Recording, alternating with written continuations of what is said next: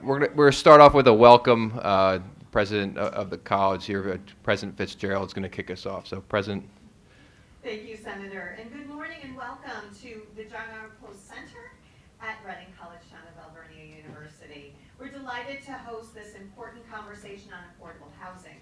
But before commenting on how this topic impacts our students, I'd be remiss if I did not take a moment to acknowledge Senator Schwenk and the Commonwealth of Pennsylvania for their ongoing support of Alvernia University and of our students.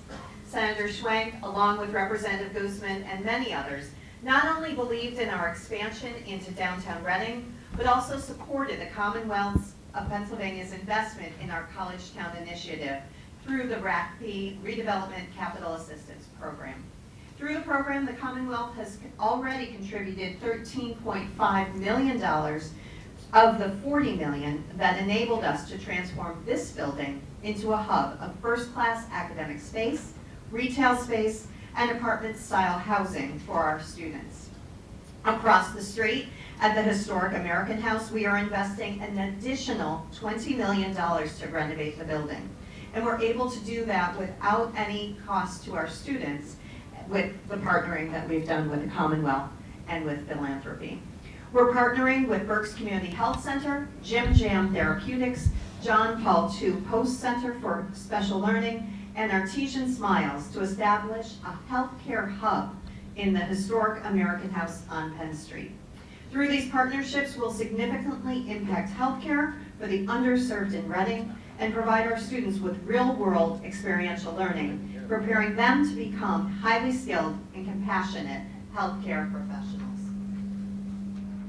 Which brings us... There seems to be a problem with the microphone. If you don't mind, can you just sit down and use this mic here? Perfect. Thank you. And I just have a few other thoughts. Which brings us to our topic this morning. Alvernia students are graduating and securing well-paying jobs right here in our region. In fact, I'm proud to share that 95% of our graduates report being employed in their field of study or enrolled in graduate school within 6 months of graduation. However, one challenge we hear about consistently is the lack of affordable housing here in Berks County. Many of our students, especially those from neighboring states, receive job offers from local employers and want to remain in the community to begin their careers. And 39% of the students that I just mentioned do stay here in Berks County. But too often, they're forced to return home simply because they cannot secure affordable housing in this area. By addressing the issue, we can retain this talented workforce, allow young professionals to build their careers locally, start their families, and contribute meaningfully to our regional economy. Thank you, Senator Schwenk and Miller, for your continued support of Alvernia and for choosing Reading College Town for today's hearing. Well, and thank you again for hosting, and congratulations on all your success in this beautiful facility. Actually toured it a couple of years ago looking at what we could replicate in downtown Allentown. A lot of great things going on here in downtown. I just want to kick us off with some kind of opening remarks on the purpose of why we're here today. The Senate Democratic Caucus is fixed on addressing real solutions around housing affordability. And in kind of a tour across the state, it's not just here in Berks County or the Lehigh Valley where I'm from. We were out in Pittsburgh a couple months ago talking about the challenges that they're facing and really driving on the solutions that would move the needle on addressing affordability. And while we don't set national fiscal policy or national policy, the state can play a very meaningful part in addressing that. And Secretary Seiger, thank you for joining us. Looking forward to talking about that global view. First, I want to kick it over to Senator Schwenk for some opening remarks. Thank you. Thank you, Senator Miller, and thank you for everyone who is participating today. I got to say, my hometown showed up. There are a lot of folks here who have an interest in our housing and what we're going to be doing in the future to help make sure that we have affordable housing across the spectrum. Let me note, first of all, that our mayor, the mayor of the city of Reading, Mayor Eddie Moran, is also here, as well as members of his team, and I'd like to thank him for being here. It should be noted that with this many people showing up, apparently this is of great interest to all of us. We know that this is one of the most challenging issues that we're facing as we go forward as a Commonwealth. You know, when we talk about housing, there's so many aspects to it. So many that we even had 2 hearings on this, right? We've had one in Western PA and now one here over on the eastern side of this very diverse Commonwealth. Things are so different in all of our communities. But when we're talking about housing, one thing I'd like to remind people of, we also have to talk about land use and land use policy, because one of the things that we face in this Commonwealth are perhaps some outdated ideas about what housing should look like, what our needs are for the future, where housing can possibly be. How do people want to live? How do younger generations want to raise their families or live their lives? And housing is just so critical to our important to our lives. So that's why I am so pleased that we're having this hearing here in Berks County in the city of Reading, and that we have a whole host, an array of wonderful speakers that will talk to us and inform our policy. And as we go back to Harrisburg in January, and not too soon, as I think Secretary Siger will tell us, we're going to be talking about the state budget.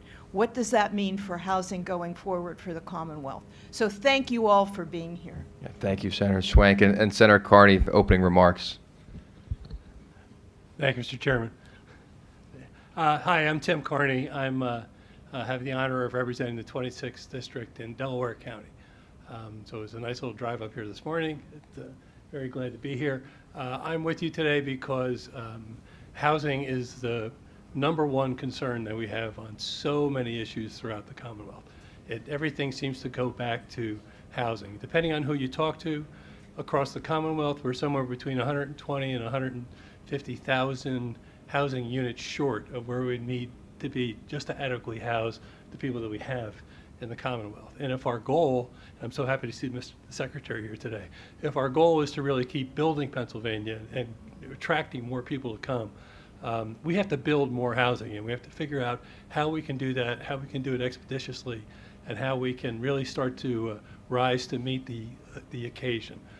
I've been working for the last 3 years on a bipartisan bill to try to take an overall look at zoning.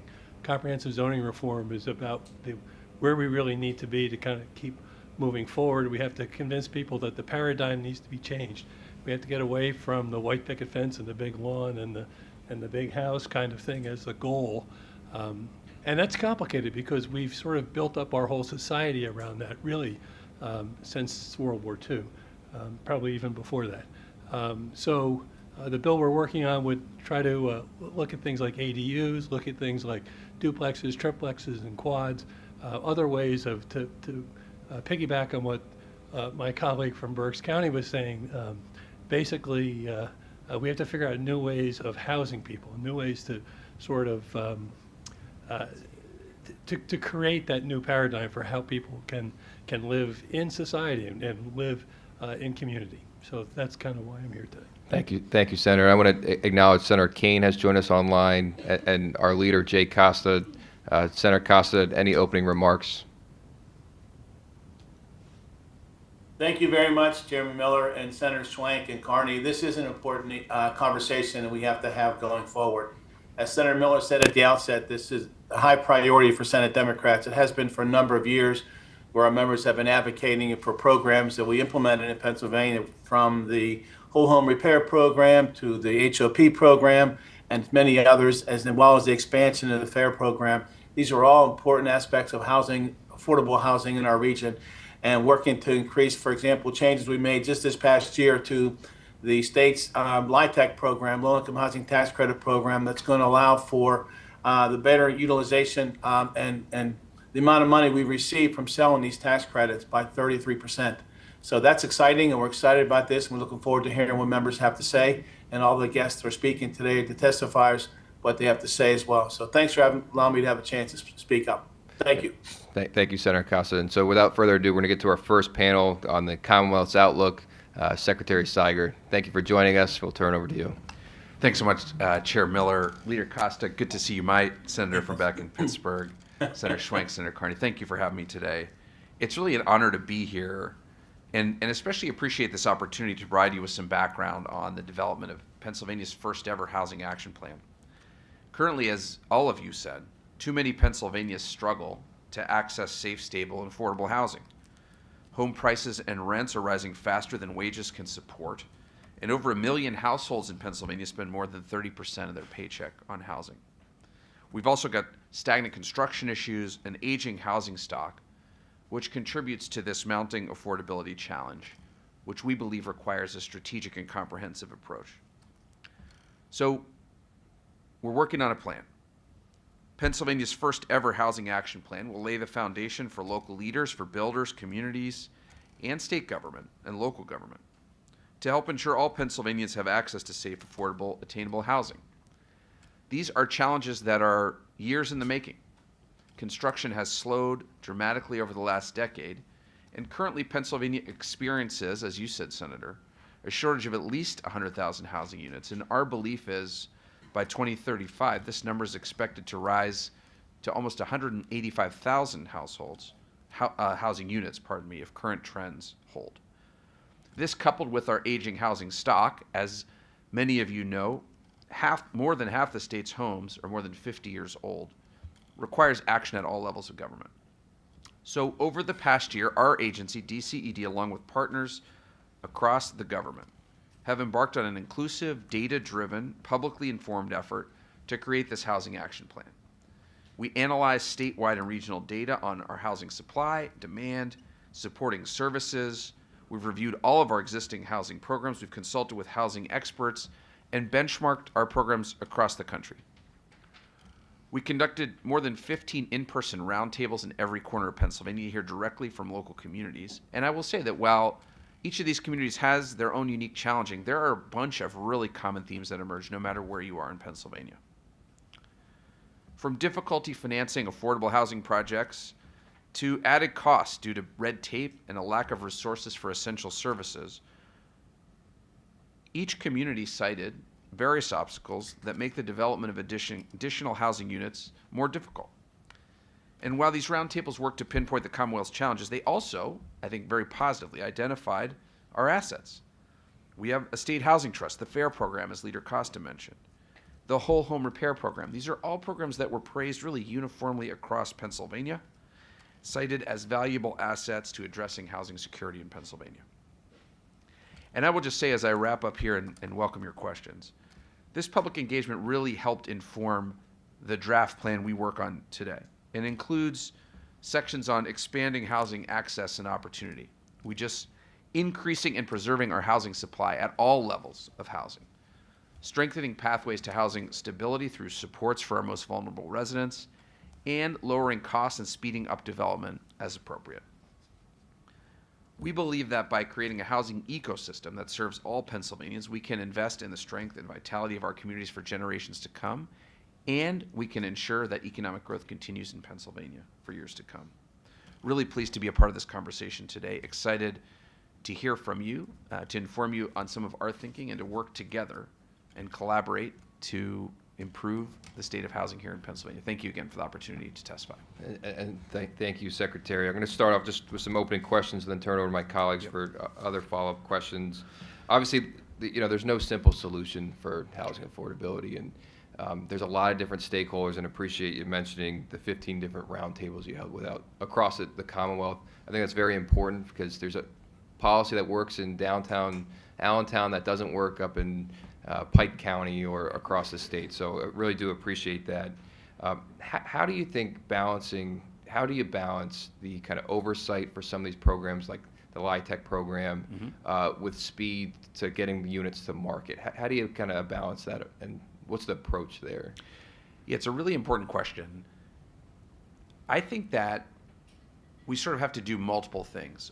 One, we've got to make sure that the tools that we have, you mentioned like low-income tax credits, are administered in the most effective way possible. And I think our plan conceives of a whole bunch of ways, not just to improve the administration of existing programs, but also to create new programs, some that may have budget implications, others that may not, to help support developers and local governments in in building more housing. So I do think there's like a programmatic lens, but as we worked through this process, as we looked at how other states do this work, as we collaborated with folks across Pennsylvania, we are increasingly of the view that it's really, really important also to just make it easier to build, right? The state has a key role in that, and local governments have a key role as well. And by the way, we heard from local governments at every single stop, right? Because of course, land use is a local issue in Pennsylvania, which is quite important.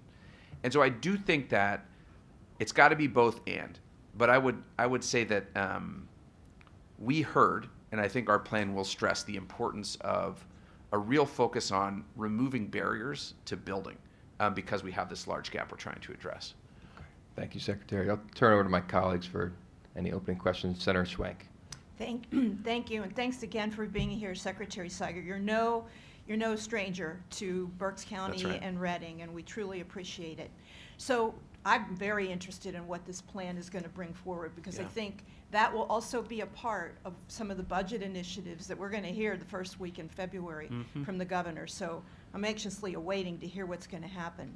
In this room, there are a number of diverse interests, not all about urban or suburban housing, but rural as well. In fact, one of our advocates who is very concerned about the issues that mobile home owners or manufactured homes face are here as well. And so my broader question would be, what out of this plan, and I know you can only speak generally, in terms of rural housing, what will we be seeing? How will we address that as a Commonwealth as well? Sure. Great question. And people sometimes ask me, like, what's the hardest part of your job? And it's also the best part of my job, which is the state's really diverse, right? Yes. And as you said, Senator Miller, like, an intervention that may work in rural Pike County may not be as germane in downtown Allentown. But I've actually been quite surprised that there's much more commonality than you would think in terms of the key issues in rural, suburban, and urban settings. And while like the specific programmatic or sort of zoning issues might be different, like we need to build more housing. And importantly, and this is true in rural areas and in our smaller and older cities and towns as well, we've got to fix up housing we have, right? We've got an old housing stock. That's what makes Pennsylvania very charming. I, for one, own one of these houses. It was built in like 1900, and it turns out like a bunch of stuff breaks in that house, right? And so you've got to create an environment where there are incentives, in some cases dollars, like through the whole home repair program, where we can fix up these houses. But I think in general, that's true in rural areas too. We need to build more housing. We need to rehabilitate housing.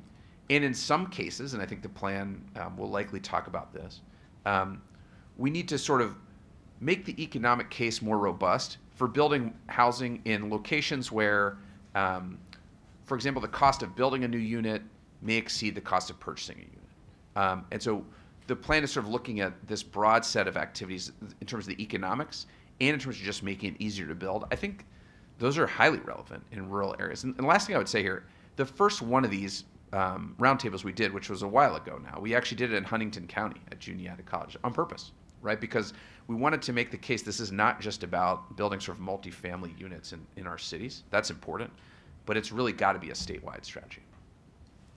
Can I add something Sure, to yeah, that? of course. So, certainly one of the things that, it's an issue actually all over the state, not just in rural Pennsylvania, is the issue of rising rents for folks that are renting homes. Is that something that we're going to talk about, stabilization of the cost of renting a housing?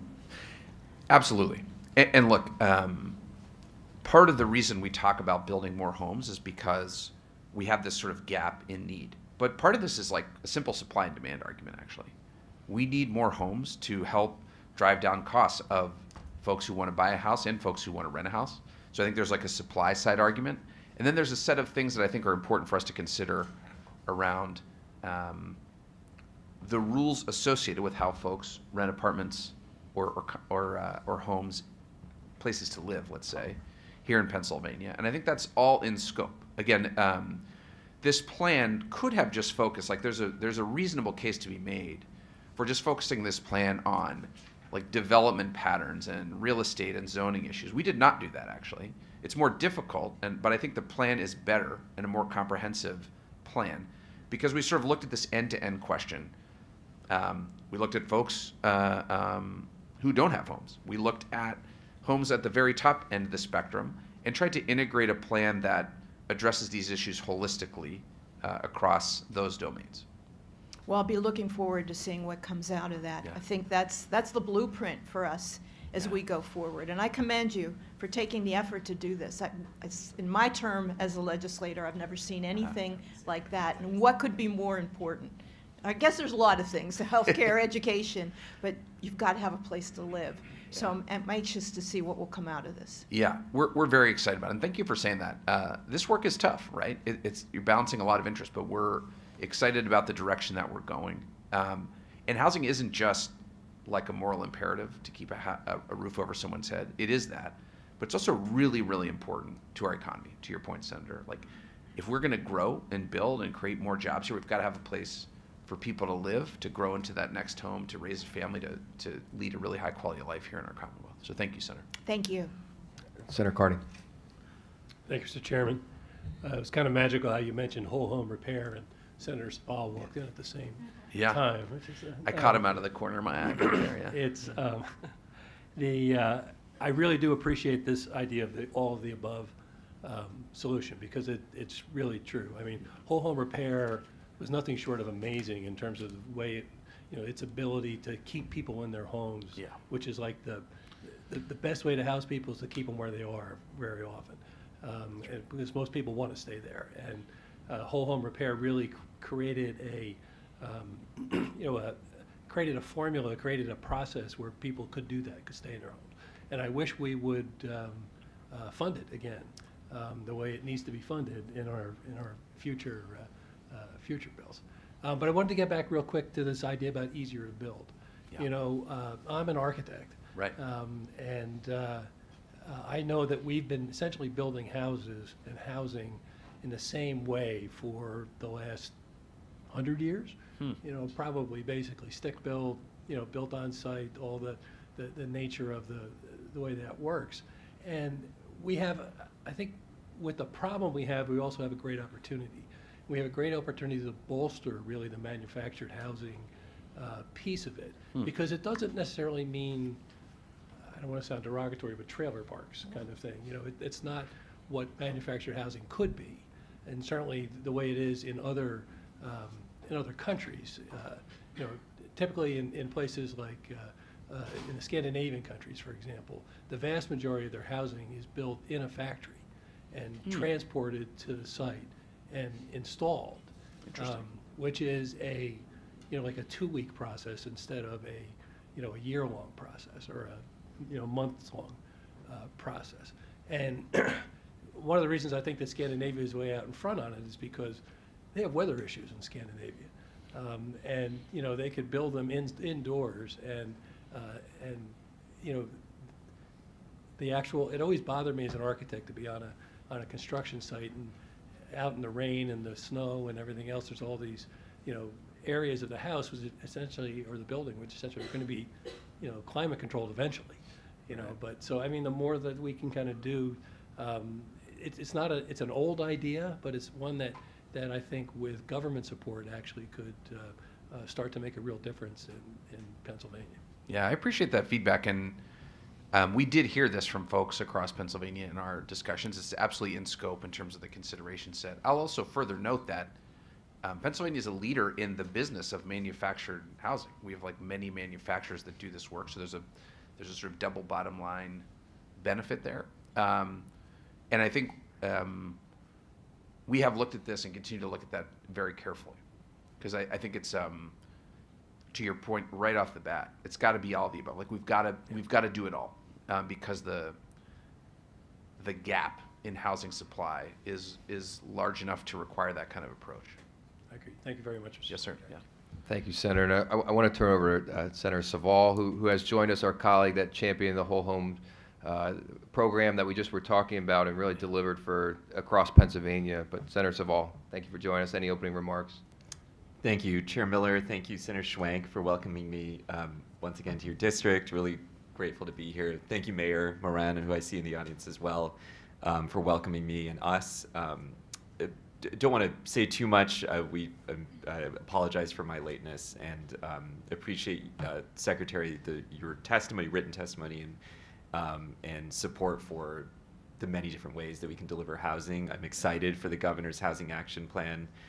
Nothing could be more pressing, and frankly, nothing is more popular at this moment. And is delivering on housing and housing affordability, something that is at the top of every constituent's mind. And so I appreciate the topic of this hearing and the efforts of this Commonwealth to address it. So don't want to say much more than that, but thank you.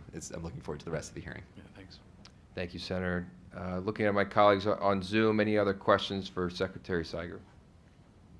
Go ahead, Senator. Miller, if I could, Yep. Secretary, thank you for testifying today. Yes, sir. And as we move forward with the rollout of the housing plan, please let us know where we can be helpful as a caucus and individual members, how to raise the awareness and how we can all be on the same page with regard to messaging how important it is that we are in a position to enact some of the things the governor's been talking about.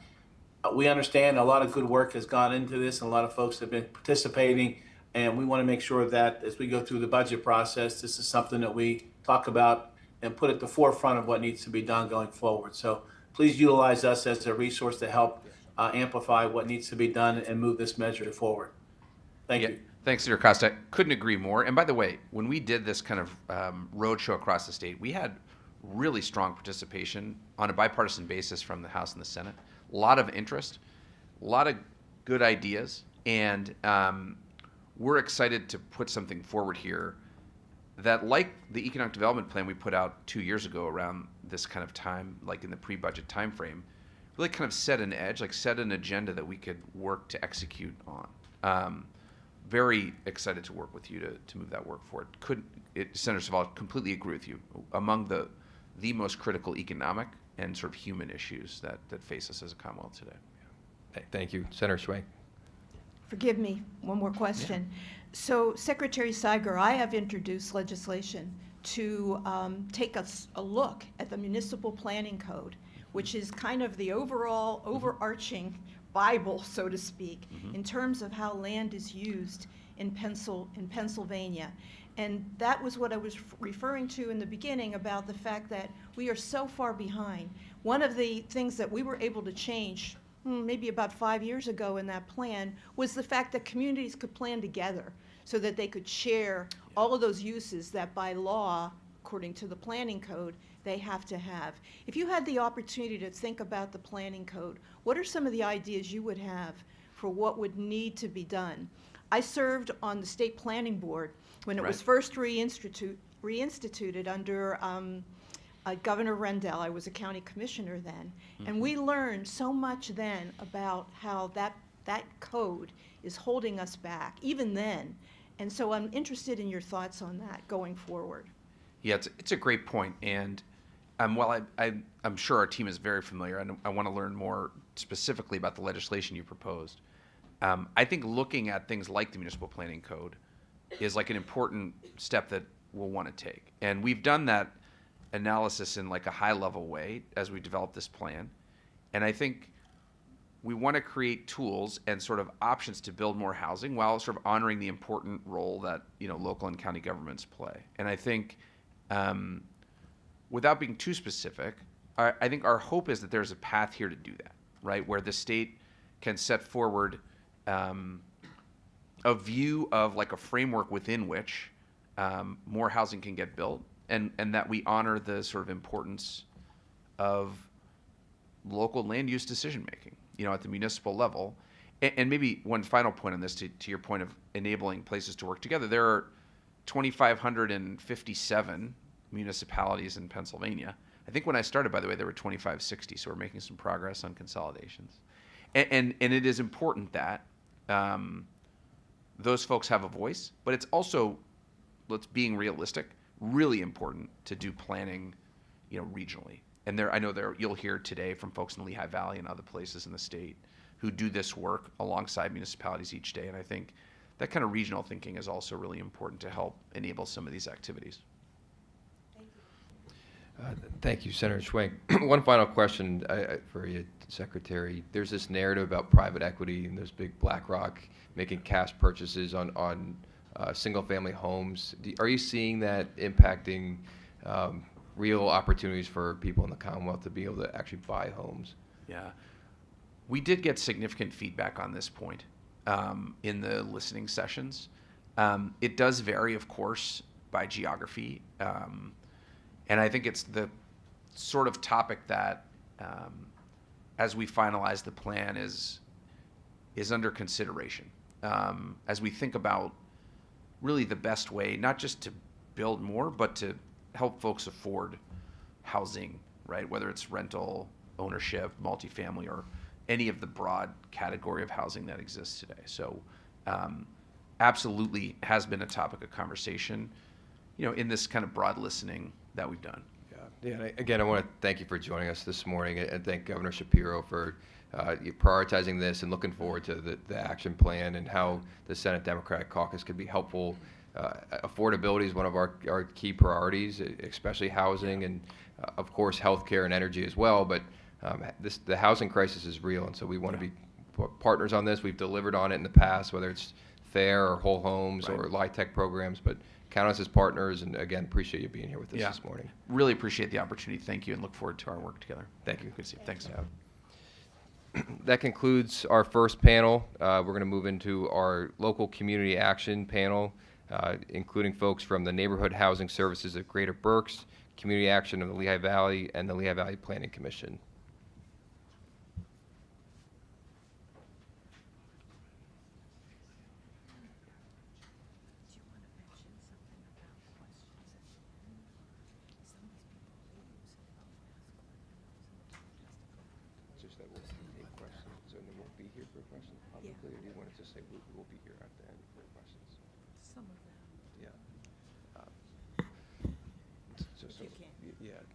So just want to take a moment to note that if there's any questions from the public, we will address those at the end. And of course, we will be here after the hearing to have any further conversation on specific legislation you may be interested in.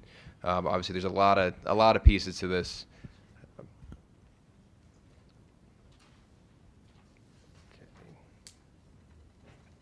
All right, Becky Bradley, you want to kick us off? Yeah, thank you. And thank you, Senate Democratic Policy Committee, for bringing everyone together on one of the most pressing issues of our time, and it's really housing production and then the affordability. I'm Becky Bradley. I'm the Executive Director of the Lehigh Valley Planning Commission. So we are the bi-county planning commission for Lehigh and Northampton counties. So that's the Allentown, Bethlehem East, and Metropolitan Statistical Area. Because we're the bi-county planning commission, we see every subdivision and land development plan and provide guidance to all 62 of our local governments. 17 school districts, we have close to 23 sewer and water authorities, Delaware River Basin Commission, and a whole host of Pennsylvania state agencies, primarily working with PennDOT and DEP, but many others, including the general public. So in other words, we see literally everything that comes into the Lehigh Valley and support our local governments as they process those development plans. So we're measuring and monitoring and supporting and reporting on change in the Lehigh Valley, and we've been doing that for 65 years. So we have a lot of data on the change. And what's very interesting is that we are seeing close to almost 9,200 housing unit shortage today in just two counties in the Commonwealth. Much of this shortage has been fueled by the housing collapse in the early 2000s that led to more than a decade of underdevelopment. And then our population was increasing anywhere from 4,000 to 6,000 persons a year. Since the pandemic, we've been increasing at about 6,000 people per year. Prior to that, we had 60 years of sustained growth of about 4,000 people per year. We never declined in population. So growth, growth, growth, growth, growth. And our job creation increased even faster. So you see, we have a significant issue. Earlier this year, we set out in partnership with the Urban Land Institute and their Terwilliger Center for Housing, which is nationally and internationally recognized for their leadership on housing issues, in partnership with Lehigh County, who funded housing strategy on behalf of the whole region. First, we had to figure out what really is the housing problem. We knew we had growth, but we didn't really understand We knew housing costs were going up, but we didn't really understand what that really meant. And our local governments definitely didn't, and neither did the public. So we developed a housing data tool for every one of our 62 local governments and all of our school districts. We know that our school districts can be some of the biggest opponents to housing, and so we knew we needed to bring them to the table along with our local governments. We published an interactive dashboard that I encourage you to all look at. It's at lvpc.org/housing. It identifies by communities if your kids can afford to rent or buy in the community in which they live, and by profession, if you'll be able to afford to live there. That fact-based approach to housing issues took out that speculation and allowed us to start addressing some of the no longer valid perceptions that people had, like, oh, if you buy $5 coffees every day, you'll never be able to afford a home. Well, no, housing costs have increased faster than that, though you probably still shouldn't buy $5 coffees. That aside, it's helped us as county planners focus our local governments, the private sector, realtors, developers, nonprofit, housing community on solutions, because data always beats drama. So we always try to start from a place of fact-based optimism. And I want to thank Jill Seitz. I encourage anybody to talk to her. She's here with me today. She's our chief community and regional planner who really led that dashboard effort and the creation of our plan. We also started looking at urban, suburban, ex-urban, and rural needs, because we have them all. And it allowed us to not just try to create a one-size-fits-all model ordinance, right? That everybody's like, we need a model ordinance. It's not 1962. You know, we can't think of every place as the same. It just doesn't make sense in our region. So we knew we had to get detailed with it.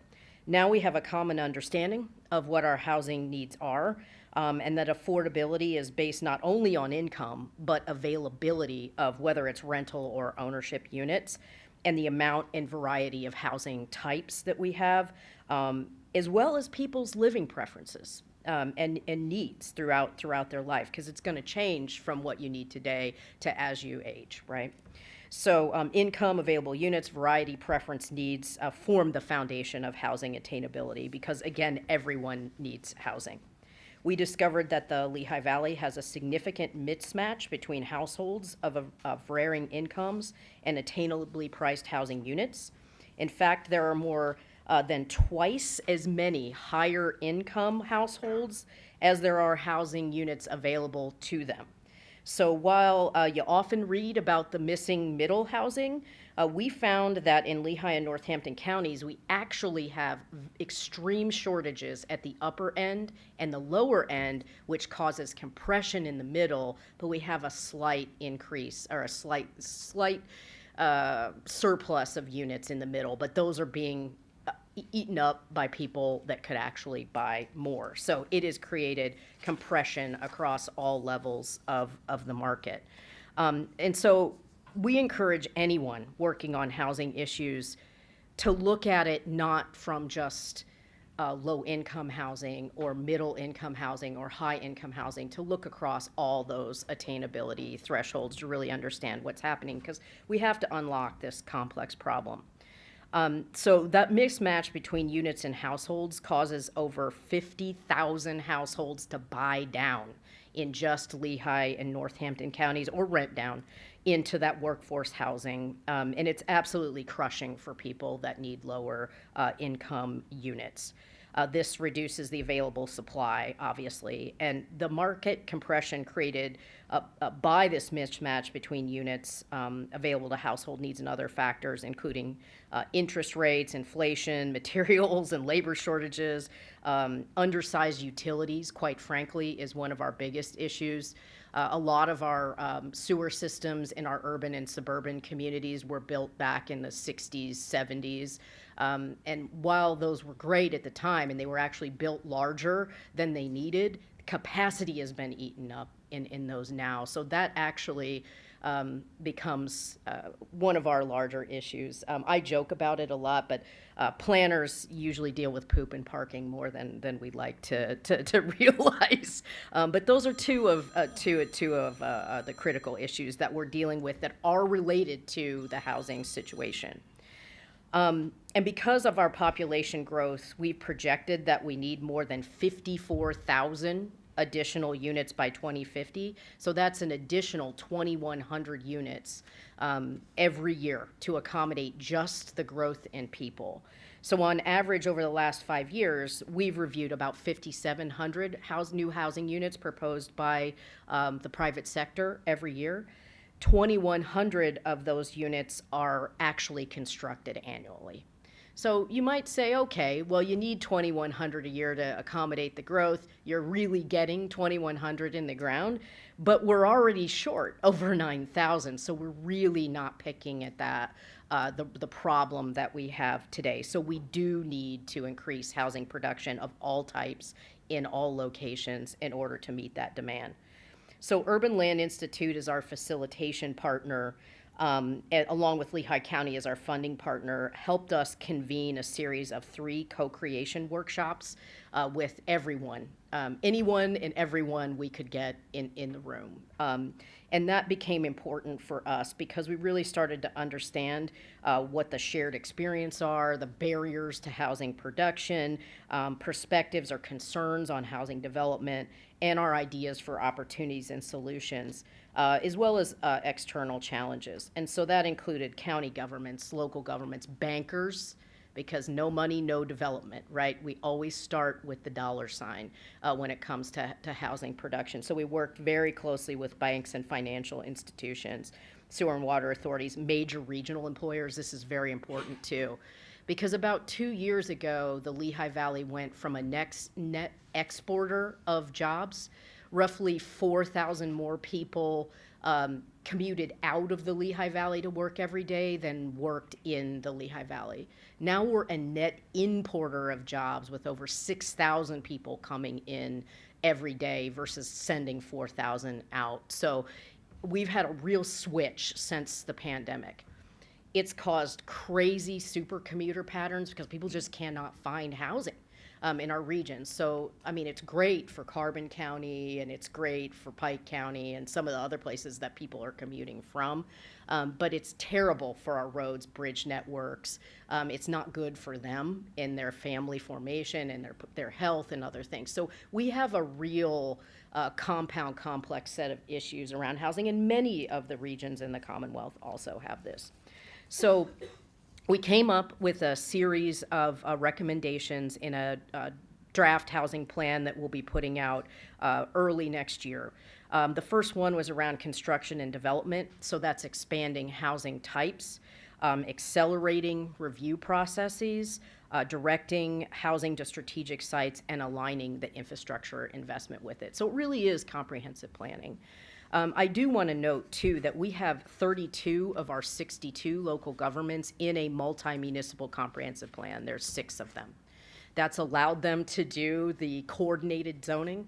No one's willing to do joint zoning because they would have to give up their individual rights, but they are coordinating their codes.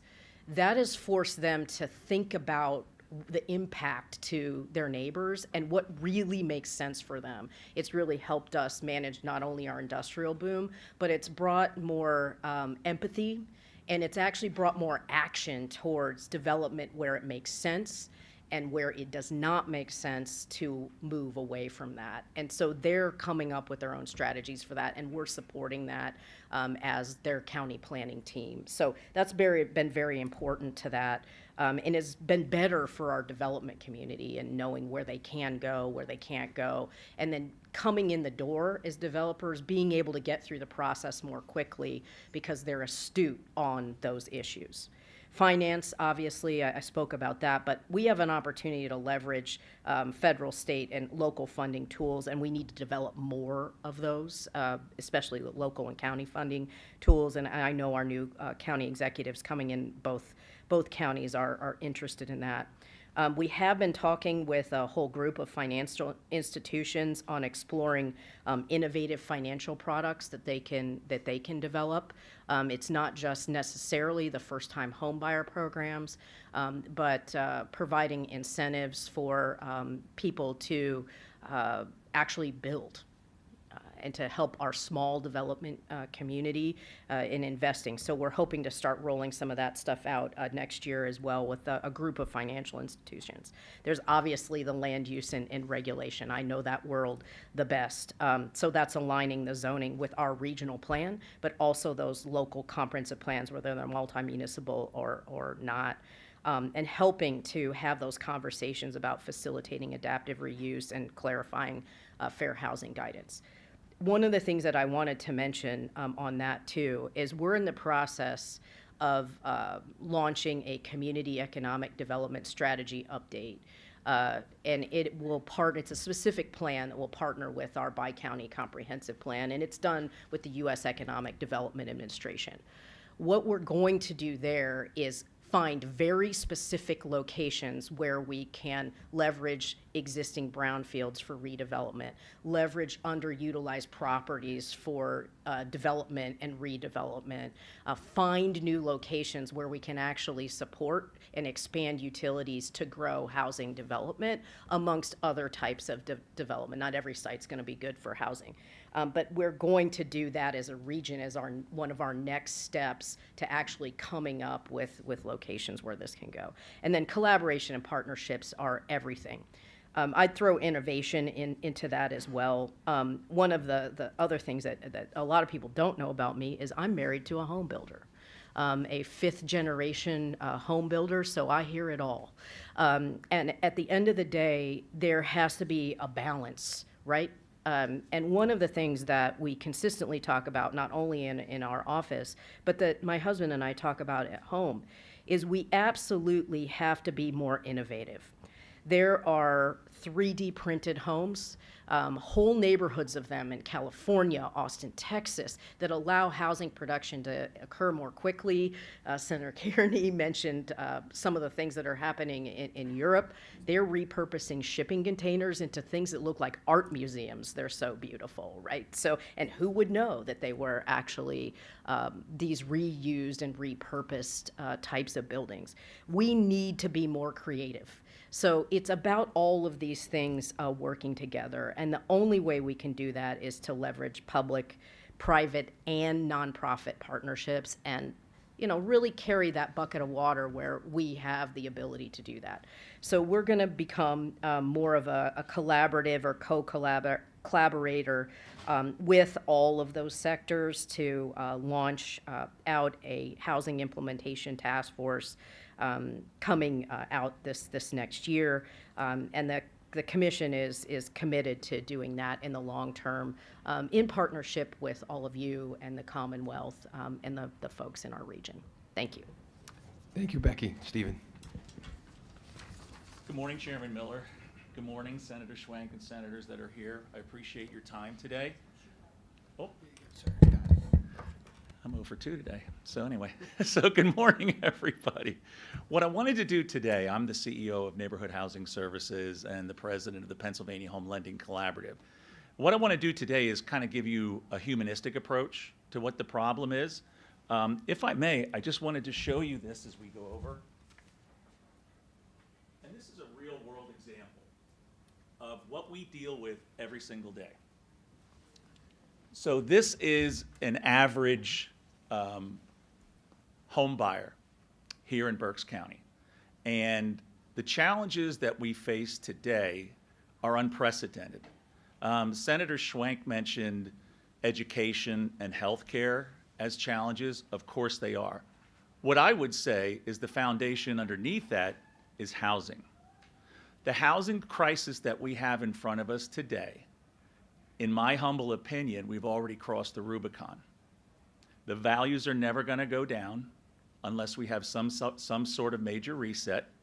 The housing stock limitations that we have, the challenges that we have to build homes, are things that collectively we're going to have to wrap our brains around. So what do? I've created a very unique program to assist first-time home buyers as a community development financial institution. And what we do is we're also a HUD counseling agency. So we don't just lend. We keep the clients with us. We require them to have annual follow-ups with us once they participate in our lending programs, and it's that HUD counseling piece that allows us to continue to grow and thrive the homeownership base, not just here in Berks County, but we've expanded now across all 67 counties in Pennsylvania. So as the CEO of these two organizations, my primary purpose is injection of capital. So now I'll kind of go back to giving you a little bit more background into who we are and what we do. So as a CDFI, we're required to build a capital stack. So we're not a bank or a credit union. So we have to borrow money, lend it out, and then repay it. Every now and then, we'll get a Christmas gift from the CDFI fund or from the Fair Grant, and what we do with that funding is we create free grants. We create the perfect sandwich of affordable financing. So what we do is we have about 80 different partners across the Commonwealth that do first mortgages, and then we'll put this grant in the middle to provide instant affordability. And then our unique lending model is we bring up the back end with an affordable second mortgage. Now, why would we do that? Understand this, low to moderate income folks are not buying brand new 500,000 stick-built homes. They're buying distressed properties. My base here in Reading, Pennsylvania can demonstrate the unbelievable amount of increase and lack of affordability that has taken place since COVID. In the the scenario that I presented there for you, that particular property in the 200 block of Mulberry Street in Reading back in 2017 probably sold or was valued at around $85,000 to $90,000. If you look at the paper, you can see that it was just sold for $163,000. Now let's talk about AMI. AMI, we all know we want to try to stay in that 80% AMI of area mean income. Some statistics for you. Back in 2018, the percentage of below 80% AMI clients for NHS was 91%. Today, it's 52%. The affordability window is continuing to shrink. How does this affect us in our real world? Well, for example, I'm a parent, as I'm assuming most of you are as well. I have 2 grown adult children that graduated college and have good jobs. My youngest daughter, Gabby, is a PA, makes $105,000 a year, and still has to live at home because she cannot afford to buy a home. I know I'm not the only parent in that boat. This is only going to get worse. If we're already seeing it today with my children, what's going to happen to my grandchild and my great-grandchildren? How far is this going to go before we all collectively get together and create some strategies of affordability across the Commonwealth that's going to make a difference?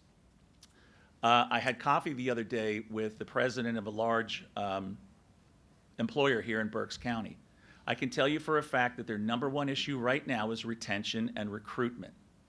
Recruiting folks that are high caliber that they can afford to pay, but with inflation and the rising cost of housing, still the affordability issue is the #1 challenge for them.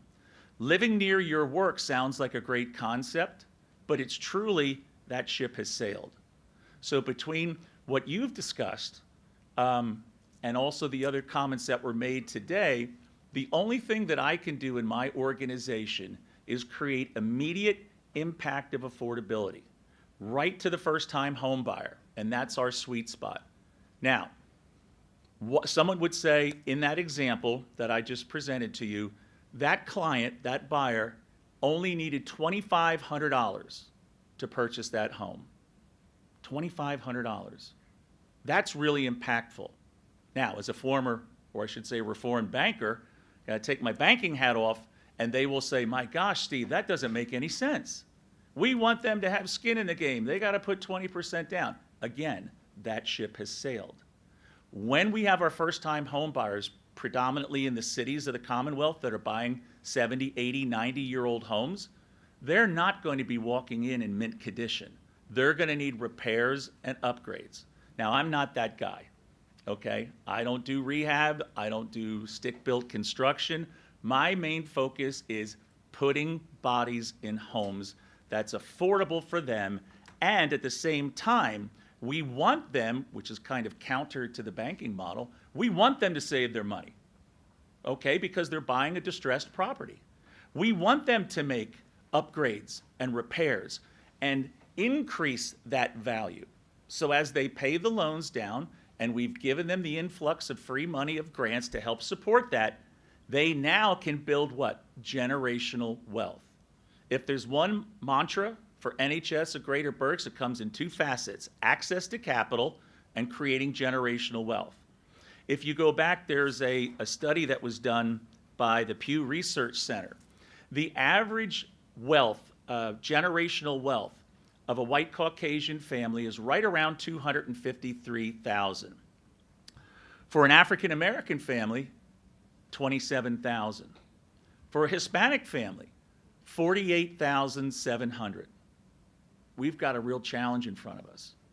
So I'm not going to go down the road of equity and justice. We simply know it's the right thing to do. Everybody needs the opportunity to have a safe, secure home where their children are safe and secure. They can minimize the effects of having health care issues because they're transient. They're going from property to property to property, okay? And also the educational component. Imagine how we expect our children to learn, and they're in an unsafe or unsecure environment. Can you imagine the stress and the trauma? And we want to know why education is struggling?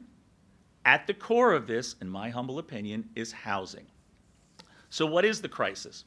So homeownership is designed to build generational wealth and lift families out of poverty.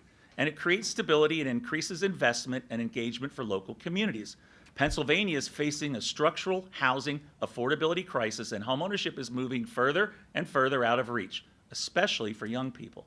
We know home prices have climbed anywhere from 35 to 60% since COVID, and to rehab a home, it can cost us, and I know because I was the CHODO for the city of Reading for a number of years, I know what the rehab cost is, and right now it hovers around $80,000 to $120,000. That's simply unaffordable. With the influx that we can receive from HUD funding to help mitigate that, it's simply not enough.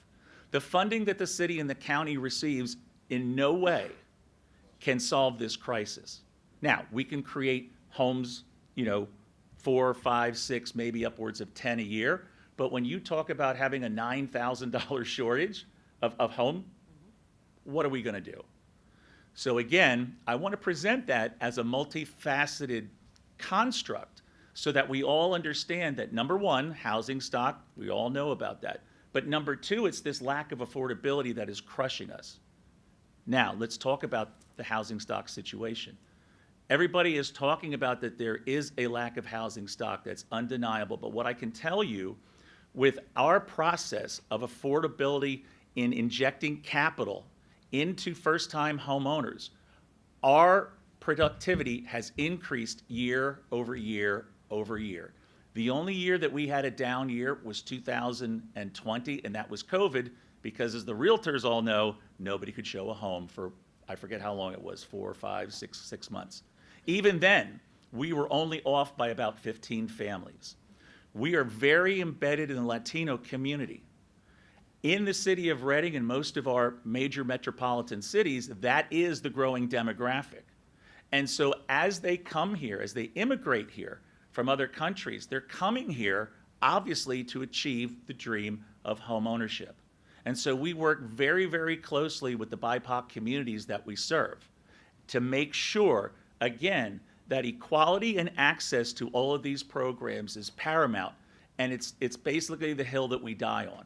We want to make sure that we can make every affordable option to every single home buyer that we can across the Commonwealth. So how do we handle this? On April the 10th, I held a workforce housing awareness luncheon where I got 240 stakeholders, high net worth individuals, real players and movers and shakers here in Berks County. Very well received. You'll kind of laugh because the keynote speaker was Joe Theismann. We were kind of playing on the football theme, everybody liked Berks County, and he was fantastic. Drove the point home, unlike anyone that I've ever experienced, not having a direct experience with housing. The stories that were told and the partnerships that were developed there are transformational. So we put that out in the public to do what? To generate community interest so that we understand that it's our responsibility as citizens of our community to get involved. We cannot sit back and wait for you or wait for the city or wait for the federal government to come in and change the course of what we're doing. We as citizens have to get involved. And so what I'm here to present to you today, we're talking about solutions to affordability. Well, I have one. And as you saw on my talking points, I've created a program which sprouted from two significant initiatives. Everybody remember back in 2012, unfortunately, there was a bank out there that did some things and they kind of got a little bit in trouble. And then they had to deploy millions of dollars into the local community. Well, that was called the LIFT program. Let's invest for tomorrow. So my organization was the administration of 5 pulses of that, where we deployed $18 million in grants to first-time home buyers in the low to moderate income. I recently, or prior to this, I spoke to you about my sandwich of financing, where I take fair grants or CDFI money and I do the same thing. What I was asked to do by one of the largest banks here in the area was come up with a solution. So we did. I created a private equity fund, which will take private equity capital. Now, this isn't a private equity fund, as we talked about earlier, that's going around and hogging up all the properties. This is a true community-based investment where the investor's money goes as lending capital to the families. What I'm asking the Commonwealth to do, we're going to grow this fund to $50 million by 3 years. I'm asking the Commonwealth to match me 2 to 1. Okay, I'm sorry, $50 million. I'm asking the Commonwealth for $100 million to invest so that we can create affordability to immediately begin to mitigate the affordability crisis. Okay? We all know that we can't build 9,000 homes in the next 5 years. But what we can do is we can impact 5,000 families that without your support, without our private equity fund, without the programs that we offer, without the partnerships that we have with other nonprofits such as Habitat for Humanity, and with working with the city and working with the county with their initiatives, and hopefully working with you, we're going to create the perfect critical mass of affordability. And the unfortunate part, it's going to take money. This thing is so huge. If you move this out across the entire United States, the number that is required to bridge this affordability gap is in the trillions. Trillions. And if we don't do something now, this is only going to get worse. So again, I thank you for the opportunity to sort of give you this real world scenario. Everybody has all the data. Everybody has all the demographics. Everybody understands the problem. But when it comes down to solutions, we must act now. We must make a difference now. Obviously, you can tell I'm very passionate about this, okay? I used to be a naval officer. I was a banker. This is the best thing I've ever done with my life. And I'm going to make sure that we create as many affordable opportunities for families that deserve to have a safe, secure home here in the Commonwealth. And so I thank you for your attention to this. This is an extremely critical matter. It sure is, and thank you, and appreciate the passion. And we're going to get to questions in a moment. We've got one more testifier who's joining us from Zoom from Community Action. Catherine, can you hear us? Go ahead, Catherine. Good morning, Senators. My name is Catherine Duque, and I serve as the Chief Operating Officer at Community Action Lehigh Valley. I appreciate the opportunity to speak before you today on the important issue of affordable housing. Established in 1965, Community Action Lehigh Valley, or CALV, is a 501c3 nonprofit corporation. Located in Bethlehem, Pennsylvania, we work with and for low-income residents of the Lehigh Valley to combat poverty. Our mission is to improve the quality of life in Lehigh Valley and the surrounding areas by building communities in which all people have access to economic opportunity, the ability to pursue that opportunity, and a voice in the decisions that affect their lives. Our areas of impact include advocacy, business startup and development, food access and nutrition, housing, neighborhood revitalization, and youth. In the last 10 years, the Lehigh Valley's population has grown over 6%, at a rate 3 times higher than the state as a whole, and the median gross rental housing costs are 15% higher in the Lehigh Valley compared to the state. According to the U.S. Census Bureau 2019-2023 statistics, an estimated 32%, or 85,000 households, rent their home in the Lehigh Valley, and nearly half of them are considered cost burdened, allocating more than 30% of their income to housing costs. Almost 24% of those renters were over the age of 65. Affordability concerns are not isolated to the Lehigh Valley, and similar numbers can be seen for the state of Pennsylvania. Noted in the Housing Alliance of Pennsylvania's report dated September 2025, eviction filings across the state in 2024 had reached 99.5% of pre-pandemic levels. Over 93% of cases can be attributed to past due rent, with those behind on rent by more than 3 months continuing to rise. While still above the state average for filings, Lehigh Valley is seeing increases in withdrawn or settled case outcomes, meaning the landlord and the tenant have reached a resolution outside of the court system. Resolutions like this point directly to eviction prevention programs, whether it be providing rental and utility assistance, resource navigation, court coordination, landlord-tenant mediation services, or landlord engagement. Through the City of Bethlehem's 2023 Comprehensive Housing Strategy, similar needs were identified, and in partnership with our Community Action Development Bethlehem subsidiary, we hired a tenant advocate and organizer in late 2024 to address issues within the city. In roughly 8 months, we were able to prevent the eviction of over 70% of our participants. Additionally, 18 landlord-tenant conflicts were successfully mediated, and we trained over 100 community members in landlord-tenant rights and responsibilities through a partnership with North Penn Legal Services. In addition, CALV's housing counseling program presently delivers services to support low to moderate income families in achieving and maintaining homeownership. As the data now indicates a growing need for enhanced eviction prevention services for renters, in 2026, our HUD-certified housing counselors will be expanding services across the Lehigh Valley to include eviction counseling. In addition to executing eviction prevention initiatives, we are actively addressing affordable housing needs for homeless families through CALV's 6th Street Shelter program.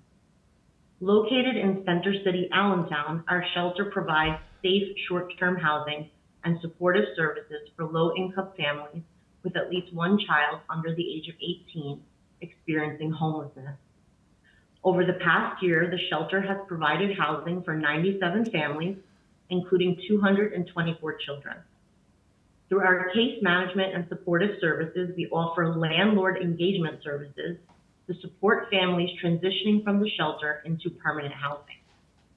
Additionally, every shelter resident collaborates with a case manager to develop a practical household budget and participate in a savings initiative. These efforts have helped us secure stable housing for families, effectively disrupting the cycle of homelessness. CALV's shelter program will further expand its impact in the upcoming calendar year as we are launching a transitional housing step-up program. We have converted 5 apartments within one of our buildings into affordable rental units. We are very pleased to announce that these apartments are now available to eligible shelter residents at below market rate, while these residents will continue to receive comprehensive case management, reinforcing our commitment to ending homelessness. In addition to prioritizing eviction prevention and affordability, it is crucial to address the quality and safety of Pennsylvania's aging housing stock. Affordable housing extends beyond rental units, and it is important to recognize the growing challenges homeowners face in maintaining residents in their homes. In response to this, CALV runs various programs to assist low to moderate income homeowners. Our Community Action Homes program creates, rehabilitates, and improves the quality of affordable housing for low-income families. This program has been facilitating the whole home repair program for Lehigh County. Nearly 3/4 of the $2.7 million project has been spent to date, which helped to repair more than 42 income-qualified homes, increasing the habitability for some 87 community members. Additionally, our weatherization program hires contractors to make improvements to the homes of low-income participants and educates them on energy conservation techniques. It also repairs and replaces failing heating and cooling systems. We completed 467 jobs in the recent fiscal year, improving energy efficiency and responding to heating and cooling emergencies, resulting in cost savings for our participants. Now, both of these programs are heavily dependent on federal and state funding and ensure individuals and families remain housed by reducing heating and cooling costs and addressing overdue and expensive maintenance concerns. The 3-year whole home repair program, financed through federal COVID relief funds allocated to the state, is projected to conclude by December of 2026. Despite this, homeowners' requests for services continue to increase. Additionally, the LIHEAP program has seen decreases in funding, and cooling program has been discontinued. This will cut assistance for cooling options for our neighbors, specifically seniors, as they attempt to navigate hotter and longer summers. As we are shifting our focus to combat the issues of affordable rental housing, high eviction rates, the rise of homelessness in our area, I implore the Senate to do the same. Affordable housing is a complex issue that demands comprehensive solutions. Addressing such a multifaceted challenge requires coordinated strategies. Should the Senate focus on raising the minimum wage, helping to stabilize rent increases, enacting eviction prevention measures, and continuing support for homeowners to ensure safe and habitable living environments, I believe meaningful progress could be achieved collectively. Thank you very much for allowing me to testify today. And thank you as well. So now we'll turn it over to my colleagues for any questions for the entire panel. Senator Saval, you want to get us started? Sure. Thank you so much to everyone for this excellent testimony. It's great to hear about all the regional initiatives and work that people are doing, and of course the need that we need to address. I guess I have a lot of questions, but I'll try to limit them. Director Bradley, although this is mostly directed to you, but of course if anyone has comments, I think would welcome them. You mentioned that the lack of housing is on the sort of higher end, and that ends up pushing people to middle-income homes that then reduces the supply for families in the middle-income spectrum, as well as on the lower end. So I wanted to talk specifically first about the supply side issue. You expect to close the gap, the shortage, in about 25 years, it sounds like, which is a long time. We want to do it sooner, of course. Given the kind of coordinated work that you're doing on zoning and my colleague mentioned, Senator Schwenk mentioned looking at the MPC, Senator Carney and I, along with some colleagues on the other side of the aisle, are looking at some zoning changes. What would you think, or I know it's sort of speculative, but we're looking at ways that the Commonwealth itself can address barriers to housing that are specifically either in the MPC, Philadelphia and Pittsburgh are out of it, but we could do a statewide approach to enable more types of housing in more places. I mean, I'm curious how you would view an effort like that. Many other states have started to go through that process, enabling accessory dwelling units, duplexes, triplexes, things like that in more areas where we're limited by single family zoning. I'm wondering how you would imagine that speaking to the demand and in terms of the strategy that you're outlining. Sure. I have so many things to say about the Pennsylvania Municipalities Planning Code. The microphone. I have many things to say about it, so I'll try to bring it in, but pull me out of the rabbit hole if I go too far.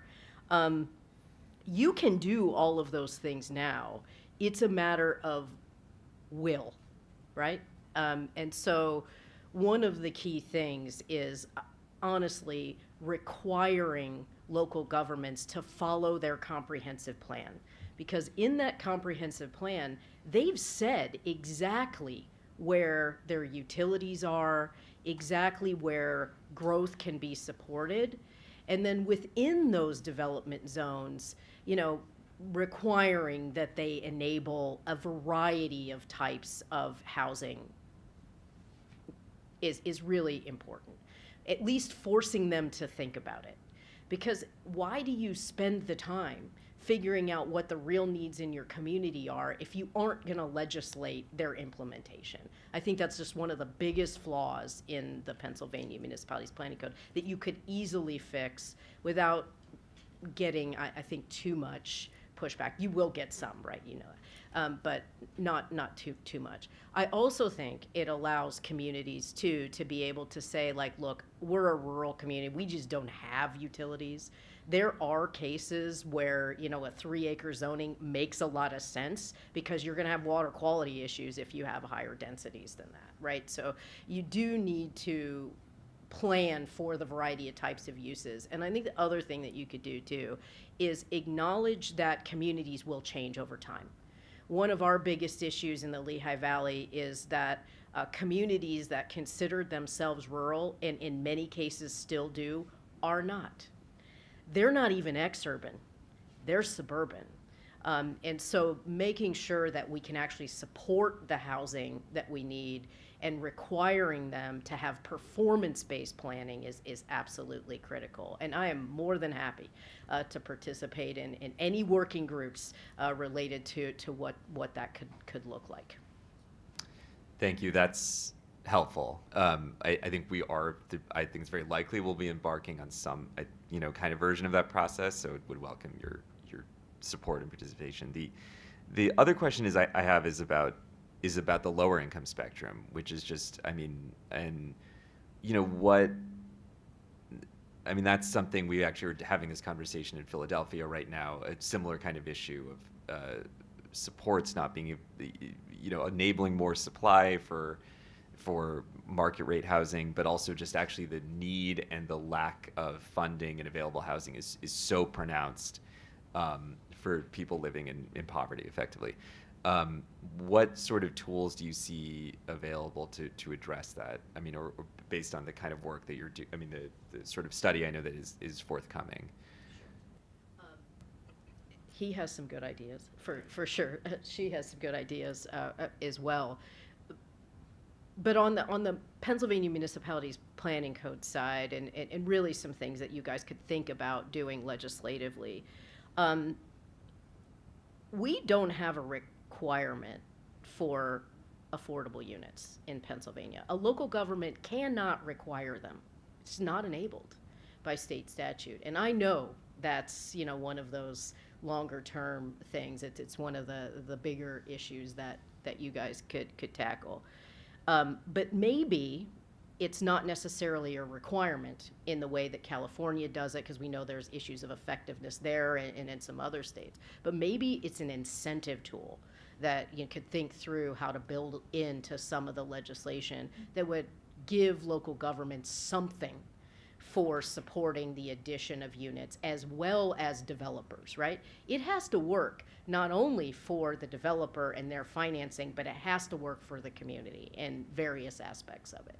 And so I think incentivizing not just the development community, or maybe helping some of our financial institutions in some ways be able to justify some of those investments, but helping our school districts and local governments and figuring out a package that would make sense to require, to allow legislation that if you can't require it, to at least incentivize it.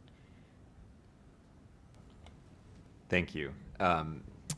But specifically, just on the kind of incentive you're speaking about, so the requirement would be something like a Mount Laurel sort of statute, Yes. but the idea would be that a municipality would be, but these would be not just be developer-based incentives, but just like like something that would incentivize an entire municipality or township or something to. Yeah, and I know that this is probably highly controversial, but, I hesitate to say it, but Allentown has a neighborhood improvement zone, and I know that's specifically around, reuse and redevelopment, and that has been leveraged to a great extent. In fact, it's one of the reasons why the Lehigh Valley doesn't have like 6,000 more units short. I mean, it's not only revitalized the community, but it's really helped our housing crisis. It's helped local government in the region overall. But there might be some sort of incentive program that we could think through together, right, that could help local governments as well in supporting the addition of those units. On for community action, Catherine, I'm wondering if specifically on the tenant issues that you raised. I mean, one, this is really startling that half of tenants are cost burdened. That's actually consistent with U.S. statistics generally, but that a quarter of them are elderly. I just want to underscore that. That's a really upsetting statistic. The counsel that you offered that seems to have been pretty effective. So it suggests that some kind of right to counsel initiative would be pretty effective in reducing evictions, reduce 70% of participants, which is not, I guess, not all people facing eviction. What else would be helpful, I guess, in terms of preventing evictions? I mean, obviously we have some tools that we have in other communities, rental assistance, potentially, I mean, no, we don't really have this in Pennsylvania, but rent stabilization of some kind or a cap on rents. I'm just curious what would be helpful from your perspective on a state level. Sure. I have a little bit of a broader perspective on that because in addition to our experience currently, we ran the emergency rental assistance program for Lehigh County during COVID, and we spent $42 million on that program, and I was the direct supervisor of the program during that time. And another thing that was very startling to me was the lack of, I want to say, regulation on landlords to raise rent, even safety of the homes that we were paying rent for. So for example, if someone would apply for rental assistance, they would qualify. We would pay out up to, 3 to 6 months of rent. And basically what would happen is when the assistance ran out, the landlords would just immediately raise the rent by $200 to $300 per month, and they would end up evicting the person anyway, which was extremely disheartening to us after all the effort that we put in paying the landlord directly for the back rent. In addition to that, many of our participants complained of inadequate living conditions, leaky roofs, mold growth. They would complain, they would have, inspectors come out, but the time that it took for the landlord to actually fix things at a slow pace and maybe not even fix them adequately. So the safety and health concerns in some of these rentals was extremely startling to us at the time. So I think it has to be an approach where if we provide these eviction prevention strategies, which could be in the form of utility assistance, rental assistance, court coordination, we have our housing counselors can actually attend court with anyone being evicted. They do budgets and action plans, similar to our mortgage diversion program, which we do with the court system as well. There has to be greater enforcement over some of these landlords regarding rent increases and just the overall quality of the rental stock, specifically in our urban core centers such as Allentown and Bethlehem. So I think many things have to come into play to solve this issue. Is it okay if I add to that? She's absolutely right. I used to manage the codes and health department at the city of Easton prior to going to the Lehigh Valley Planning Commission. And one of the biggest issues that you guys could actually help with is the fines that landlords have to pay for not addressing things like leaky roofs, lack of water, really untenable situations, $400. They will go to the magistrate and say, it's cheaper for me to pay this fine the next 3 or 4 times that you take me to the magistrate than it is for me to fix the issue. And then it's taking our code officers and our health departments tons and tons of time to then process those over a year, 2 years, to even get it to the point where we can take it to county courts. And then that's another 6 months to a year. And then that delays the repairs for, in some cases, 5 to 6 years. I think those fines at the upfront should be much higher to incentivize them to not violate the statute in the first place, and then fix the issue, because it's cheaper to fix the issue than it is to just pay the fine. But it is not uncommon for landlords to just tell you, fine, take me to the magistrate. That's not okay. That violates the public health and safety. Thank you, Senator Saval. I just want to just note on the neighborhood improvement zone and the CRISs that we have throughout the state. They are specifically for commercial redevelopment and very substantial investments in urban cores that have struggled for decades. But the thought or the solution around are there opportunities to really create a critical mass around investment in housing.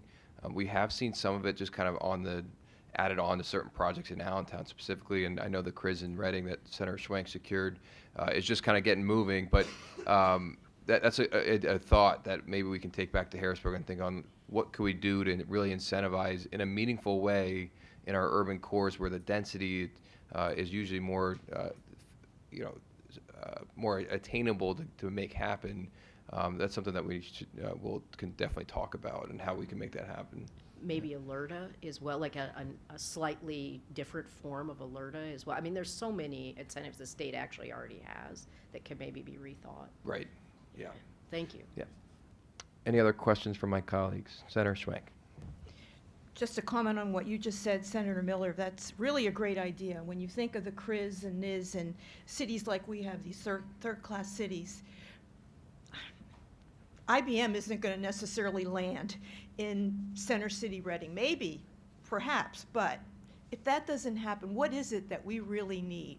What is it that will revitalize our cities and actually bring in the employers that we need?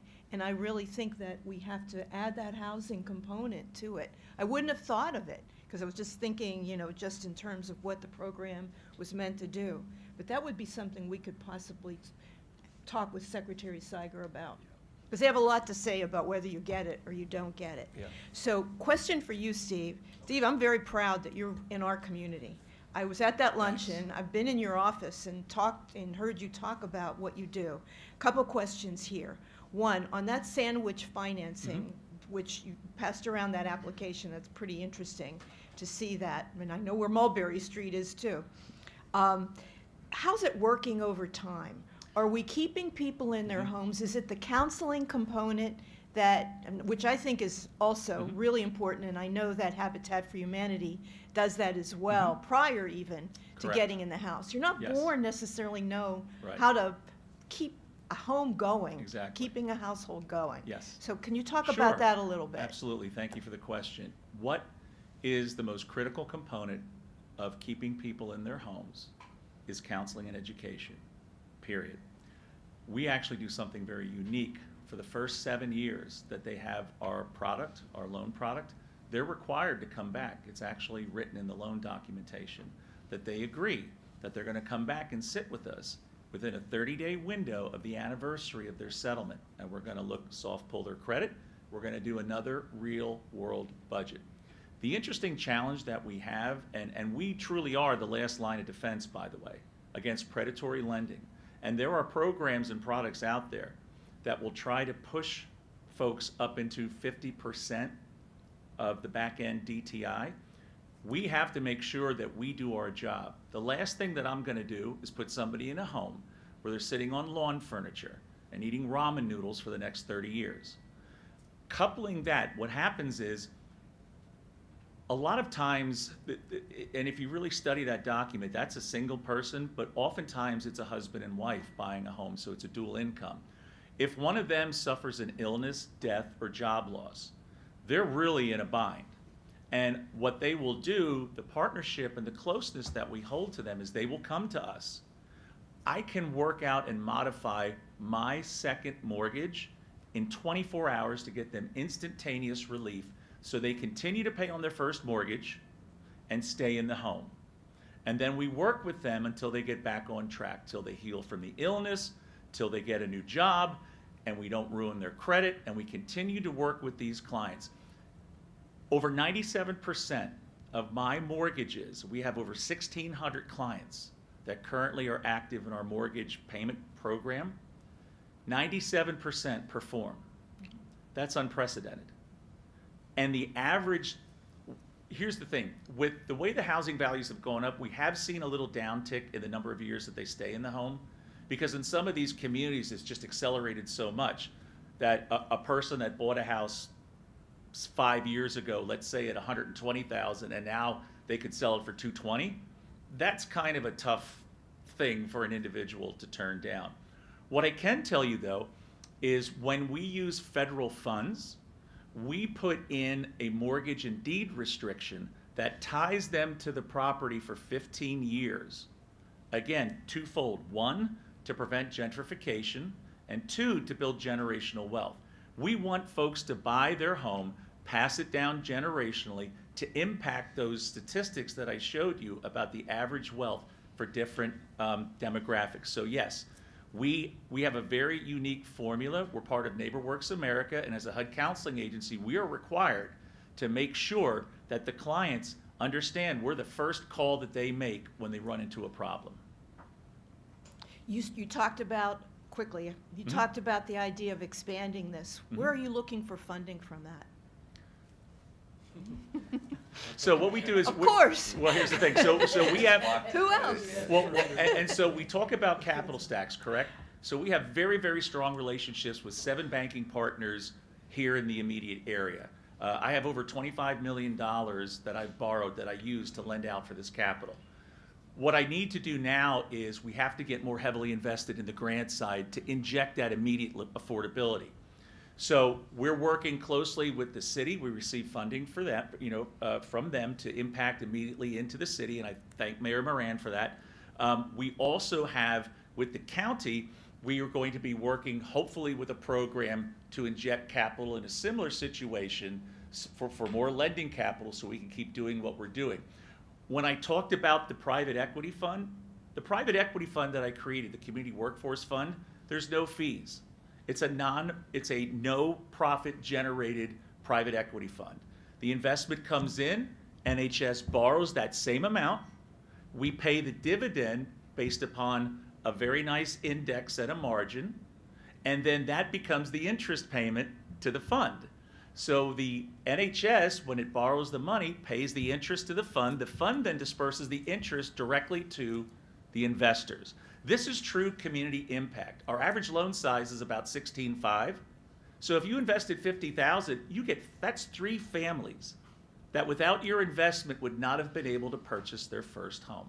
So yes, what we want to do is build this stack, all these different layers.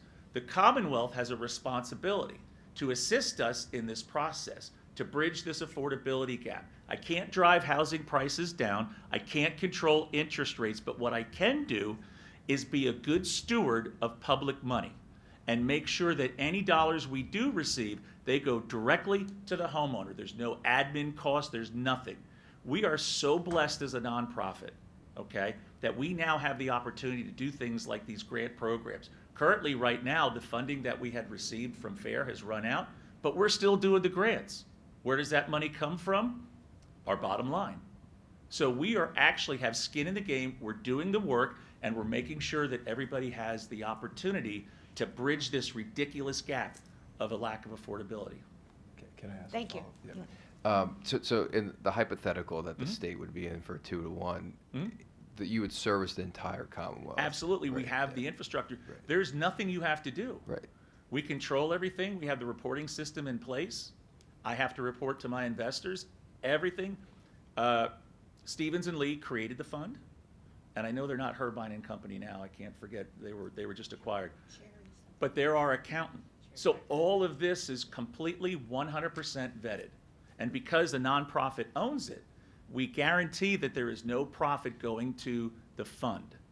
The fund is just a pass-through from investment money directly to the community, and that was the whole purpose of the April 10th luncheon, to stimulate community interest to invest in their backyard, to bring in more high-quality home buyers and homeowners. We have to try to mitigate this rental versus home ownership. Yeah. I'm distressed here even in the city, and I would have to ask the mayor, I'm not sure if this number is correct, but I know it's somewhere in the 60s to 40s range of rent to home ownership. My God, how do we stabilize communities without effective home ownership? We really, really have, and this isn't just for the city of Reading, this is in all the cities, in the rural areas as well. We have a heavy lift in front of us, and we are never going to be able to turn the tide of these social, economic, and criminal things that pervade our communities if we can't get bully pulpit homeowners taking control of the streets, their neighborhoods being block captains. And I know that sounds like a pipe dream, but this is what we're doing. And we're doing it every day. We do more loans in the city of Reading than any other area in the Commonwealth, and for good reason. We have a great demographic. The Latino community is tremendous, and they're the ones that want to buy here. And so we are putting them in homes, creating opportunities, and allowing them to achieve that American dream of home ownership. Senator Carney, questions? I'll be brief because I know we're way behind. But fascinating conversation, really. This has really been quite wonderful. You know, it really goes and points out the complications that we're talking about and the intertwining nature of all of it. All these things are related. I think, you know, the adage is all politics are local, but I know that it's, I think, incumbent upon us to do a top-down, at least to a certain extent, with obvious caveats. But I know that the NIMBY things that we hear about all the time about anything we're trying to talk about, I mean, at the heart of the problem is the fact that home ownership, yes, it's a wonderful thing, but we've lost sight of it as shelter, and it's now an investment that it's, you know, everybody's home is their largest single investment that they have and the thing that they're counting on. And so they hold on desperately to that in a lot of ways. And the things that make your Latino community successful in terms of is that same sort of thing. They understand that that's what they want to get. But at the same hand, at the same time, it also creates a problem where people don't want these things. They don't want multifamily housing. They don't want quads or duplexes or whatever, because somehow they have it in their minds that it's going to decrease their property values, and they're going to lose out on that major investment that they've made. So I think that's where, you know, we have to sometimes be the bad guys, you know, for good reasons, you know, in order to come down, you know, to try to make it. I have to say real quick, Stephen, that the second mortgage aspect of this stuff is just, that's fabulous. I mean, as much we love the whole home repairs because what it does is keep people in their homes, but that acknowledgement that the people who are buying houses that need the work done, you know, and it is really quite stunning. I'm really impressed by that and look forward to talking some more about how we kind of move forward on this. So I don't really have a question per se. I mean, I really do appreciate we don't have time for a question anyway, but it's but I do appreciate the thoughtfulness and coming at this singular problem from so many different directions is really going to help us all in the long run. So thank you. Thank you, Senator Carney, and thank you again to our testifiers. Really do appreciate a lot of good pieces here to take back to Harrisburg. So that concludes our second panel. Moving into our third and final panel, strategic partnerships. We've got representatives from the Center for Rural Pennsylvania, the Housing Alliance of Pennsylvania, the PA Realtors, and Cortex Development.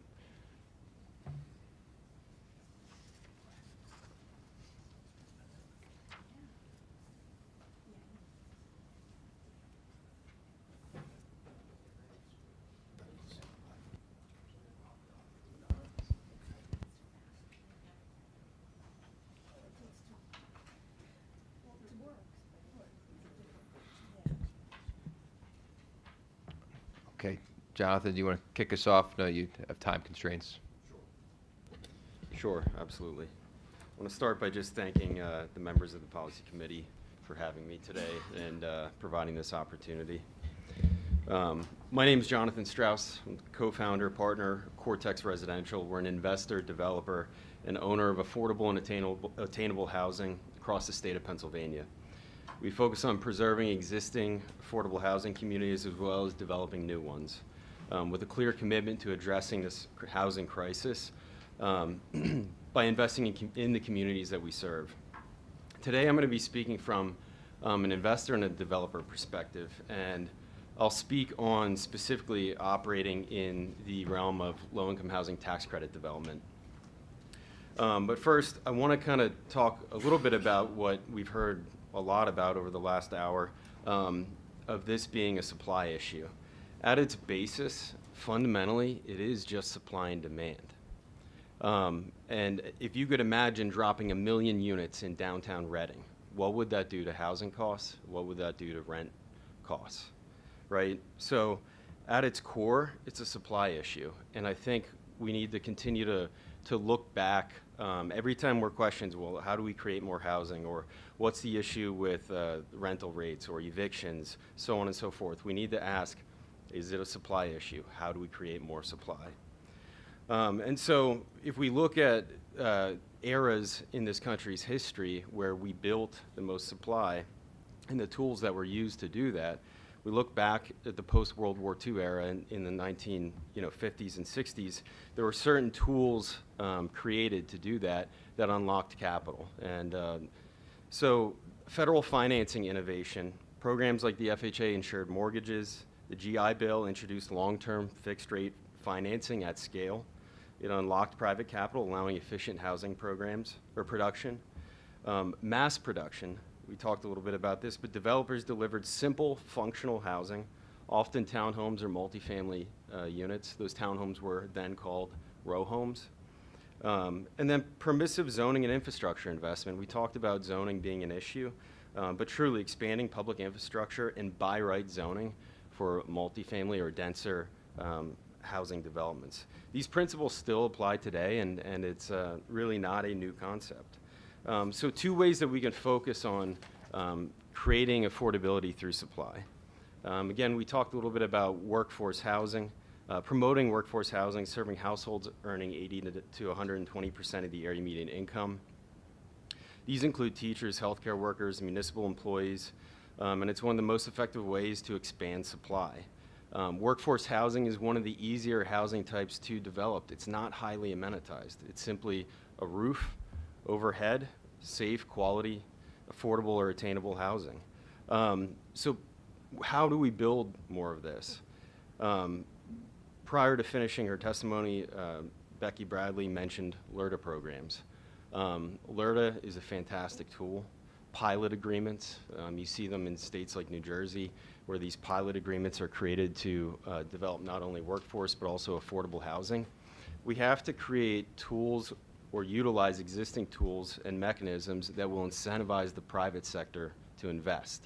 It has to be a viable investment, and if we don't want these investments to be littered with public subsidy, we need to try to create tools like LRTA or like pilot agreements where it is subsidy to the developer, but for in the instance of LRTA, where a parcel may have a very low tax base, if you're creating a new project, creating new tax base, that subsidy is applied to that new tax base, not the existing tax base.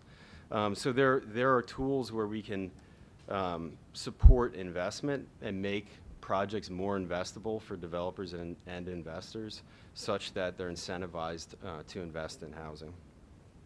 Another key area where we can focus on supply and affordability is through the low-income housing tax credit program. LIHTC was developed in 1986 through the Tax Reform Act of 1986. It remains one of the nation's most effective affordable housing development or production tools. Yet the rising construction costs, interest rates, OpEx, combined with static per unit limits, credit pricing, and constraint on new development has made LIHTC less effective.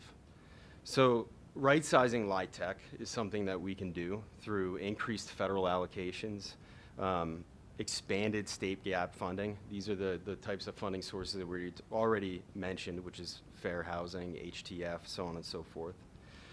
More flexible eligible basis, soft debt programs, predictable funding timelines. Believe it or not, the way that the state agency issues and administers the low-income housing tax credit in Pennsylvania, it's on an application cycle basis as opposed to like a rolling basis. Predictability around these timelines will help developers be able to have a better understanding and control around carry costs. So in conclusion, addressing affordability requires what we already have learned from history, but taking new, innovative, and existing tools and right-sizing them such that we can develop the supply that is needed today. Promoting workforce housing and modernizing the LIHTC are among those two most effective ways to do this. Thank you. Thank you. Sean? Good morning, Chairman Miller, Senator Schwank, and members of the Democratic Policy Committee. My name is Sean LaSalle. I'm a member of the Pennsylvania Association of Realtors Legislative Committee, as well as the National Association of Realtors Federal Taxation Committee. I'm a realtor, and I'm a team leader who works throughout the Lehigh Valley serving buyers and sellers. Today I'm here to represent PAR's 38,000 members who work with consumers every day to buy and sell homes in our Commonwealth. Given Chairman Miller's intimate knowledge in our industry and our work, I won't belabor the vital role that real estate plays in our state's economy, but I will highlight that real estate industry contributes $162 billion to PA's gross state product, and each typical home sale has an $86,000 impact on Pennsylvania. But I'm here to talk about affordability today. For a lot of people, homeownership seems almost out of grasp, more than ever before. And as someone who knows this market and this industry inside and out, I can tell you why people feel that way. In one word, it's inventory. Our state simply does not have enough inventory. Estimates vary, but our research suggests that Pennsylvania has a housing shortage of roughly 98,000 to 137,000 units. In October, our state housing report showed just under 44,000 listings on the market, which is up about 6% from October of 2024. We've been fortunate in the past several months to see a slight increase in the number of listings, but the number still is significantly lower than it was compared to 5 years ago, with a drop of nearly 27%. The number of listings have plummeted 42% compared to 2017. Some areas are experiencing even more drastic changes. For example, in Chairman Miller's district, listings were down 20% in October compared to just 1 year ago. And in Senator Schwank's district, listings were actually up a little bit in October compared to last year. However, the inventory levels are still below 3 months of supply. For context, a healthy real estate market is generally 6 months of inventory. This lack of inventory not only creates a decrease in sales, but also keeps the median home price up. In Pennsylvania, the median home sales price is around $300,000 in October, up about 4% from the previous year. These factors lead us to the greatest shortage of homes in a lower price range. Listings under $500,000 have an average of 4.3 months of inventory for the state, well below the 6 months for a healthy market. Homes over $500,000 or just under $1 million have about a 5-month inventory supply, still short of a balanced market. Our lack of inventory has turned into a crisis, and until we fix it, we cannot truly address affordability. Those who work with new home construction will tell you that the costs for preparing and permitting a site to build often run between $75,000 and $100,000, with base prices up to $100,000 and costs of materials and labor at record high. Builders are essentially forced to build more expensive properties to recoup their costs. These increased costs are sometimes coupled with overly restrictive zoning ordinances, which can limit housing options or mandate unnecessary features which further complicate the new home construction process. We would encourage lawmakers to investigate ways to reduce regulatory costs for building new homes. The Commonwealth can encourage or even require municipalities to review their zoning laws to determine if they are significantly hindering development. We would urge all state departments, such as the Department of Environmental Protection, to increase the speed and ease of permitting. To be sure, governmental red tape is costing us housing units, and we need outside of the box thinking and fortitude to find ways to incentivize development and adaptive reuse. Finally, we need a commitment from our legislators on both sides of the aisle to address this crisis as a crisis, which means that we cannot simply triage our way out of it. The truth of the matter is that all Pennsylvanians are suffering with affordability, not just one community or a set of buyers. I'm always a bit leery of when talk of affordability seems to devolve into demonizing developers, builders, or housing providers. We do a disservice when we convince ourselves and others that ideas like rent control will end our affordability woes. This problem is much bigger and requires a sea change in policy. Keeping focus on the root cause and lack of inventory, continue to work with stakeholders and having the courage to pursue big ideas and some of the things that we have to do to address affordability. And I welcome the opportunity to continue working with the Pennsylvania State Senate Democrats Caucus and the entire General Assembly to do so. Thank you. Thank you. Next, we have Gail Schwartz, the Director of Programs and Outreach from the Housing Alliance of Pennsylvania. Gail. Hi, thank you, Chair Miller and the members of the Senate Democratic Policy Committee for focusing on housing affordability solutions. The Housing Alliance is a statewide coalition committed to ensuring every Pennsylvanian, especially those with low incomes, has a safe, decent, affordable place to call home.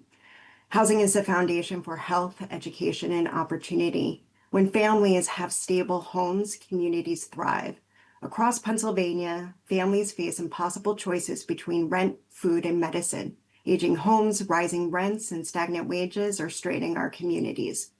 We cannot solve this overnight, but with vision and steady action, we can build lasting change. We see Pennsylvania's housing demand is shaped by three major trends. Our population is aging. Nearly 1 in 5 Pennsylvanians is over 65, and that share has grown over 23% in the last decade. Seniors need housing that can accommodate reduced personal mobility and fixed incomes, and many aging homeowners need assistance in maintaining those homes for future generations. Our housing is old. Nearly half of all of Pennsylvania homes were built before 1959, and many need repairs to remain livable. Affordability is out of reach. 52% of renter households spend over a third of their income on rent and utilities, and half of those are severely burdened, paying more than half of their income just to keep a roof over their head. An illness, a car accident, or some other form of economic shock leads to crisis, and we saw 1 in 14 renter households facing an eviction filing in 2024. But we're not here just to talk about the problems. We do have some solutions that we can build off of. The Housing Alliance identifies the following solutions to help meet our most pressing housing needs. Growing the FAIR program. The Pennsylvania Housing Affordability and Revitalization Enhancement Program is our most effective tool for meeting local housing needs. It funds homelessness prevention, home repair, home ownership programs, and blight remediation. Nearly every county has benefited. Recent legislative changes raised the FAIR cap from $60 million to $100 million by 2027 and guarantees $100 million annually thereafter. The costs are rising and needs are growing. We urge additional increases to FAIR so communities can keep pace. Home repair and preservation. Pennsylvania has one of the oldest housing stocks in the nation. Nearly half of homes are pre-1940 homes need repairs. Without help, families face impossible choices and risk displacement. The whole home repairs program was a breakthrough. $125 million invested, over 2,600 homes repaired. Building on this success, bipartisan support backs the PA Home Preservation Grant Program, and Governor Shapiro proposed $50 million for this new program.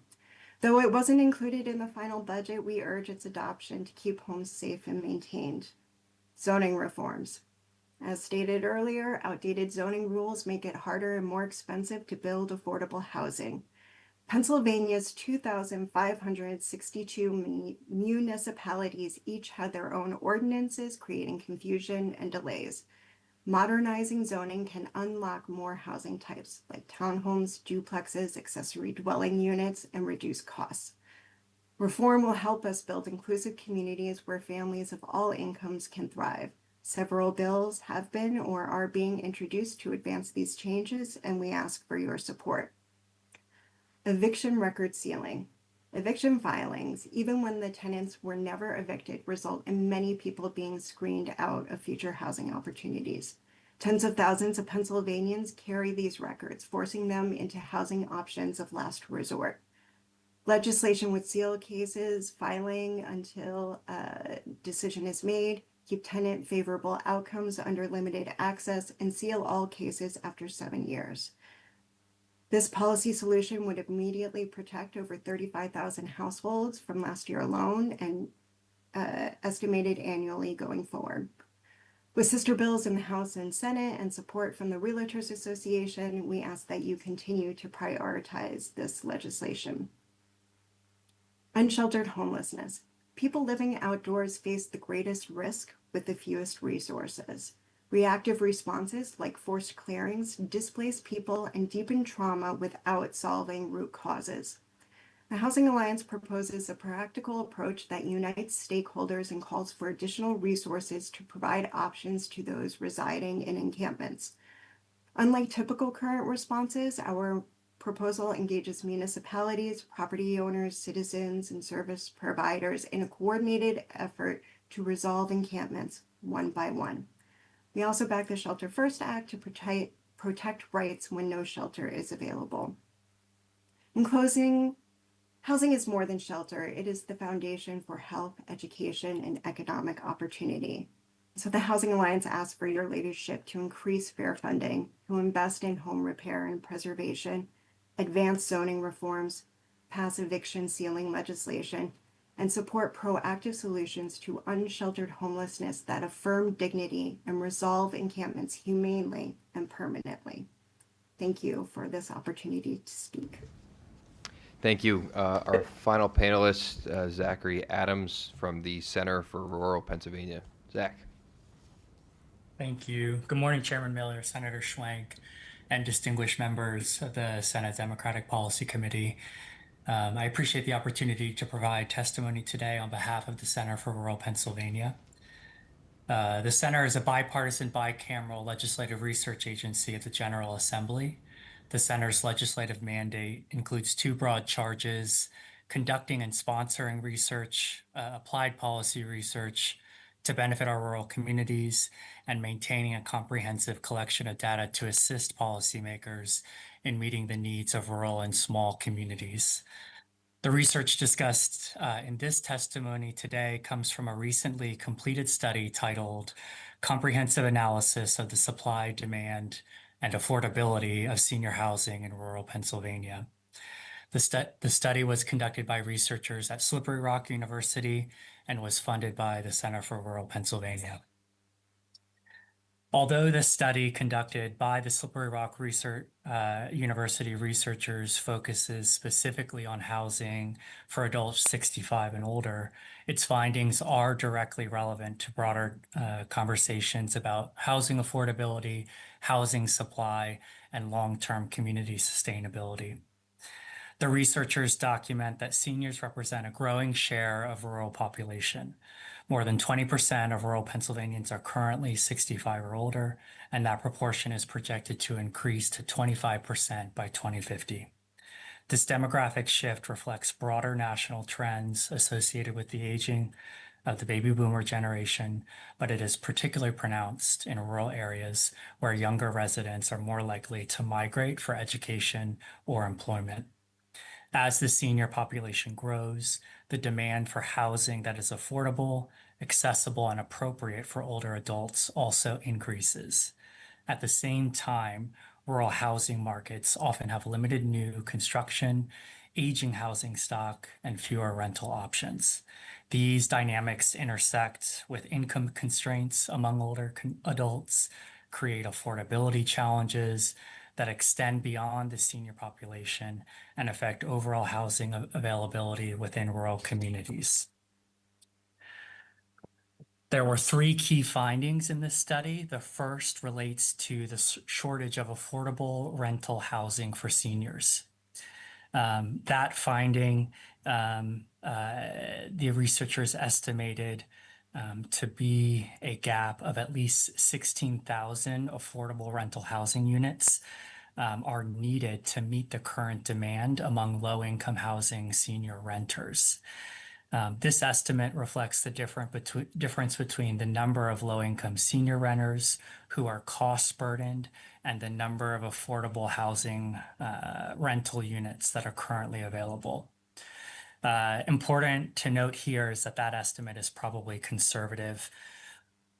It does not fully capture the potential demand from senior homeowners who might choose to downsize if affordable rental options were available, nor does it account for the future growth of aging adults in rural communities. This is also supported by survey responses from the Commonwealth's county area agencies on aging. An overwhelming majority of those agencies reported a major shortage of affordable senior housing in their counties.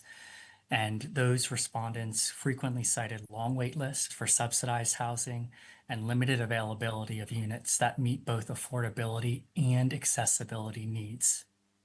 The second of the three findings relate to housing cost burdens for senior renters. The researchers found that cost burdens are particularly acute among senior renters in rural Pennsylvania. Approximately 44% of rural senior renters spend 30% or more of their income on housing. And within that group, 34% spend 35% or more of their income on housing, indicating a severe cost burden on their monthly budget. These cost burdens reflect both the limited supply and income constraints among older adults. The study finds that many seniors rely heavily on fixed incomes, such as Social Security, which may not keep pace with rising rental costs. As a result, some seniors face difficult trade-offs between housing and other essential expenses, including healthcare, transportation, and food. The researchers also find that extremely low income and very low income seniors cannot afford fair market rent for a one-bedroom apartment in any rural Pennsylvania county. This final finding highlights the structural nature of affordability challenges for the lowest income seniors, even in areas where overall housing costs may be lower than in urban markets. The final finding is around the aging housing stock and accessibility challenges for senior Pennsylvanians. The researchers document that substantial share of rural seniors live in homes built before 1970, and many have lived in their homes for decades. And while this group has high homeownership rates, older housing stock often presents challenges for maintenance, energy efficiency, and accessibility. The study finds that approximately 1/3 of rural seniors report at least one disability, most commonly related to mobility. These conditions can make it difficult for seniors to remain in their homes without modification or repair. In the absence of affordable alternative housing options, many seniors continue to age in place even when their homes no longer meet their needs. This dynamic contributes to safety risk, increased reliance on in-home services, and higher long-term costs for individuals and public systems alike.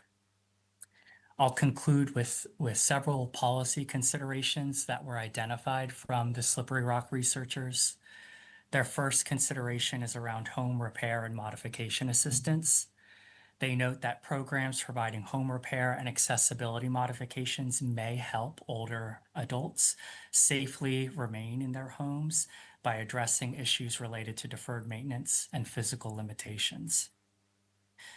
The second policy consideration is around incentives for affordable senior rental housing. The study suggests that policymakers may explore financial incentives, such as low-interest financing or grant programs, to support the development of affordable senior-friendly rental housing in rural areas.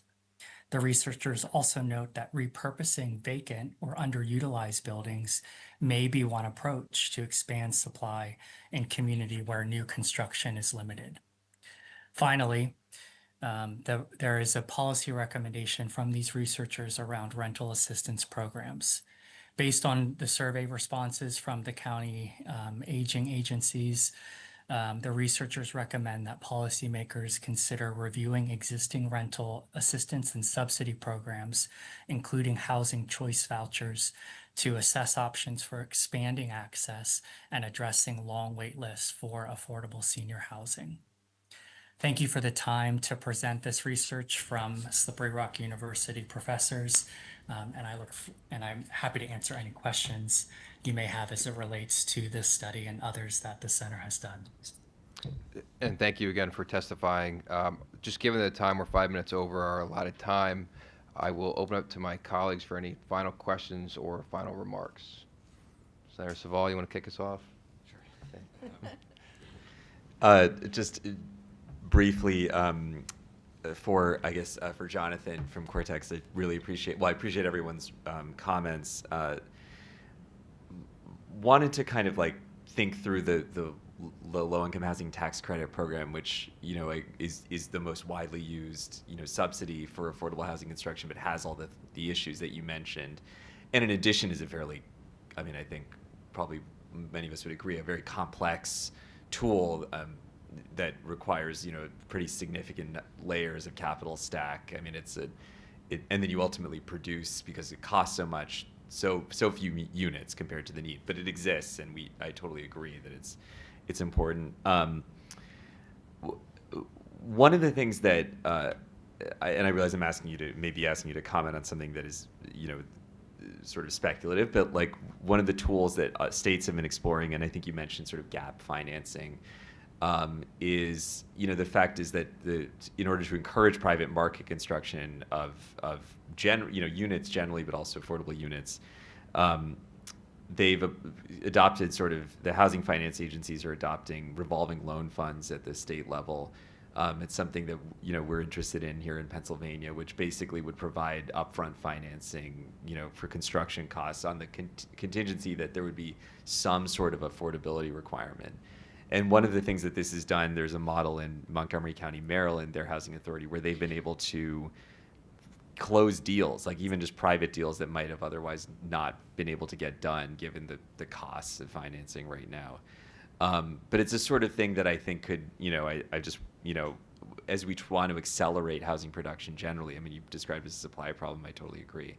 I mean, so I've described a tool, but I'm just wondering what sort of other tools, you know, what would be a modernized LIHTC? What ways can we really do more units at less cost? I mean, I think that's what I'm trying to look at. Yeah, definitely. So just a comment on the revolving loan fund. It's a great idea.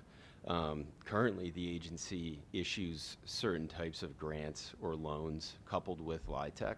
What we have to be really careful about is the layers of complexity that we're adding onto these projects. So, for instance, Penn Homes is a grant or a loan, forgivable loan, that gets layered into LIHTC.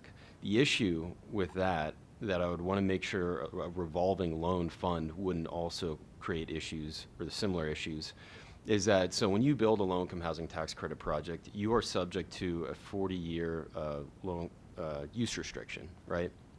15 years of compliance, that gets you through the tax credit recapture period. After that, you have to maintain it as affordable for an additional 25 years. What Penn Homes does is it adds additional compliance administrative burden to the project. So if you were to create a revolving loan fund, we would want to make sure that there's restrictions around how the funds are used and what it does to preserve affordability. But if you couple it with something like LIHTC, allowing LIHTC's restrictions to supersede any other additional restrictions so that we're not creating administrative burden. And so not just the revolving loan fund, but other grants and funds to be able to kind of just limit the administrative burden to just the LIHTC restrictions would be incredibly helpful. You know, I think that in modernizing the LIHTC, we need to look at our allocation caps, the amount of credits per unit that can be utilized. When I'm looking at building low-income housing tax credit project, I'm basically bound by building a project anywhere between, the minimum is 24 units, but anywhere between like 35 units to 60 units is kind of the sweet spot. If you can increase allocation cap per project, you'd be able to build more units. And when you think about the land that we're developing, you only have one shot to develop that land every 100 years or every 50 years, whatever it might be. So utilizing not just the funding, but the developer's overhead and effort in getting that land developed to build as much density as possible, I think is an important point to make. So increase allocation cap, expanding the eligible basis, so your eligible cost that can get rolled into an application. And you know, there are other things like the state tax credit that is helping. But again, like, to build simpler is always better. And so when you think about policies and tools, making them as simple and as streamlined as possible, and looking at the other control mechanisms in place and allowing those to supersede instead of overburdening a project. Hopefully that helps. So.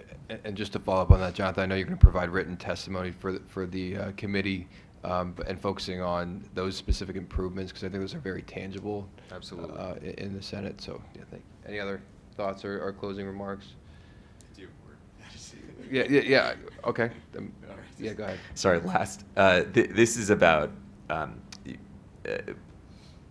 one issue is just preservation. Of course, we have a lot of properties across the Commonwealth that are whose affordability restrictions are expiring. And so I'm wondering if you or if anyone on the committee has any advice on, anyone testifying has advice on how to deal with expiring properties, because we're at risk, you know, prior to adopting the 40-year mark, properties that are in the 15-year range are losing their affordability restrictions, and a lot of them were built in areas, at least, that are now sort of high opportunity areas, that are access to good schools and amenities and the like. I think we'd want to be able to have affordability in those areas, so I'm just wondering if people have sort of ideas on that front. I can comment from my perspective, where we purchase a lot of existing affordable communities and preserve them. We think that, again, building new workforce housing is something that we should focus on. We think that building new low-income housing at scale is something that we should focus on, and there's various tools to do it. Existing affordable housing is important to preserve, but we also need to look at it at a community-by-community basis, right? Because oftentimes, at the end of a lot of those that are expiring now really only had a 30-year restriction. It's now increased to 40. But a lot of times that, you know, where we're at now with that restriction expiring, some of these communities are actually better suited to be transitioned into a workforce product. So some of them should be preserved, and some of them we should really look at and scrutinize and see, does it make better sense based on what has developed around it since its original construction? You know, what type of public infrastructure, so on and so forth. Does it make sense to transition this to workforce or a mixed income community? So around preservation, a great tool that we could use if we could figure out the math would be the 4% tax credit. I know at the federal level they're working on reducing, or I think they have reduced the debt threshold for the tax-exempt bonds, but getting credit pricing to price higher will help offset some of the increased costs that we've seen.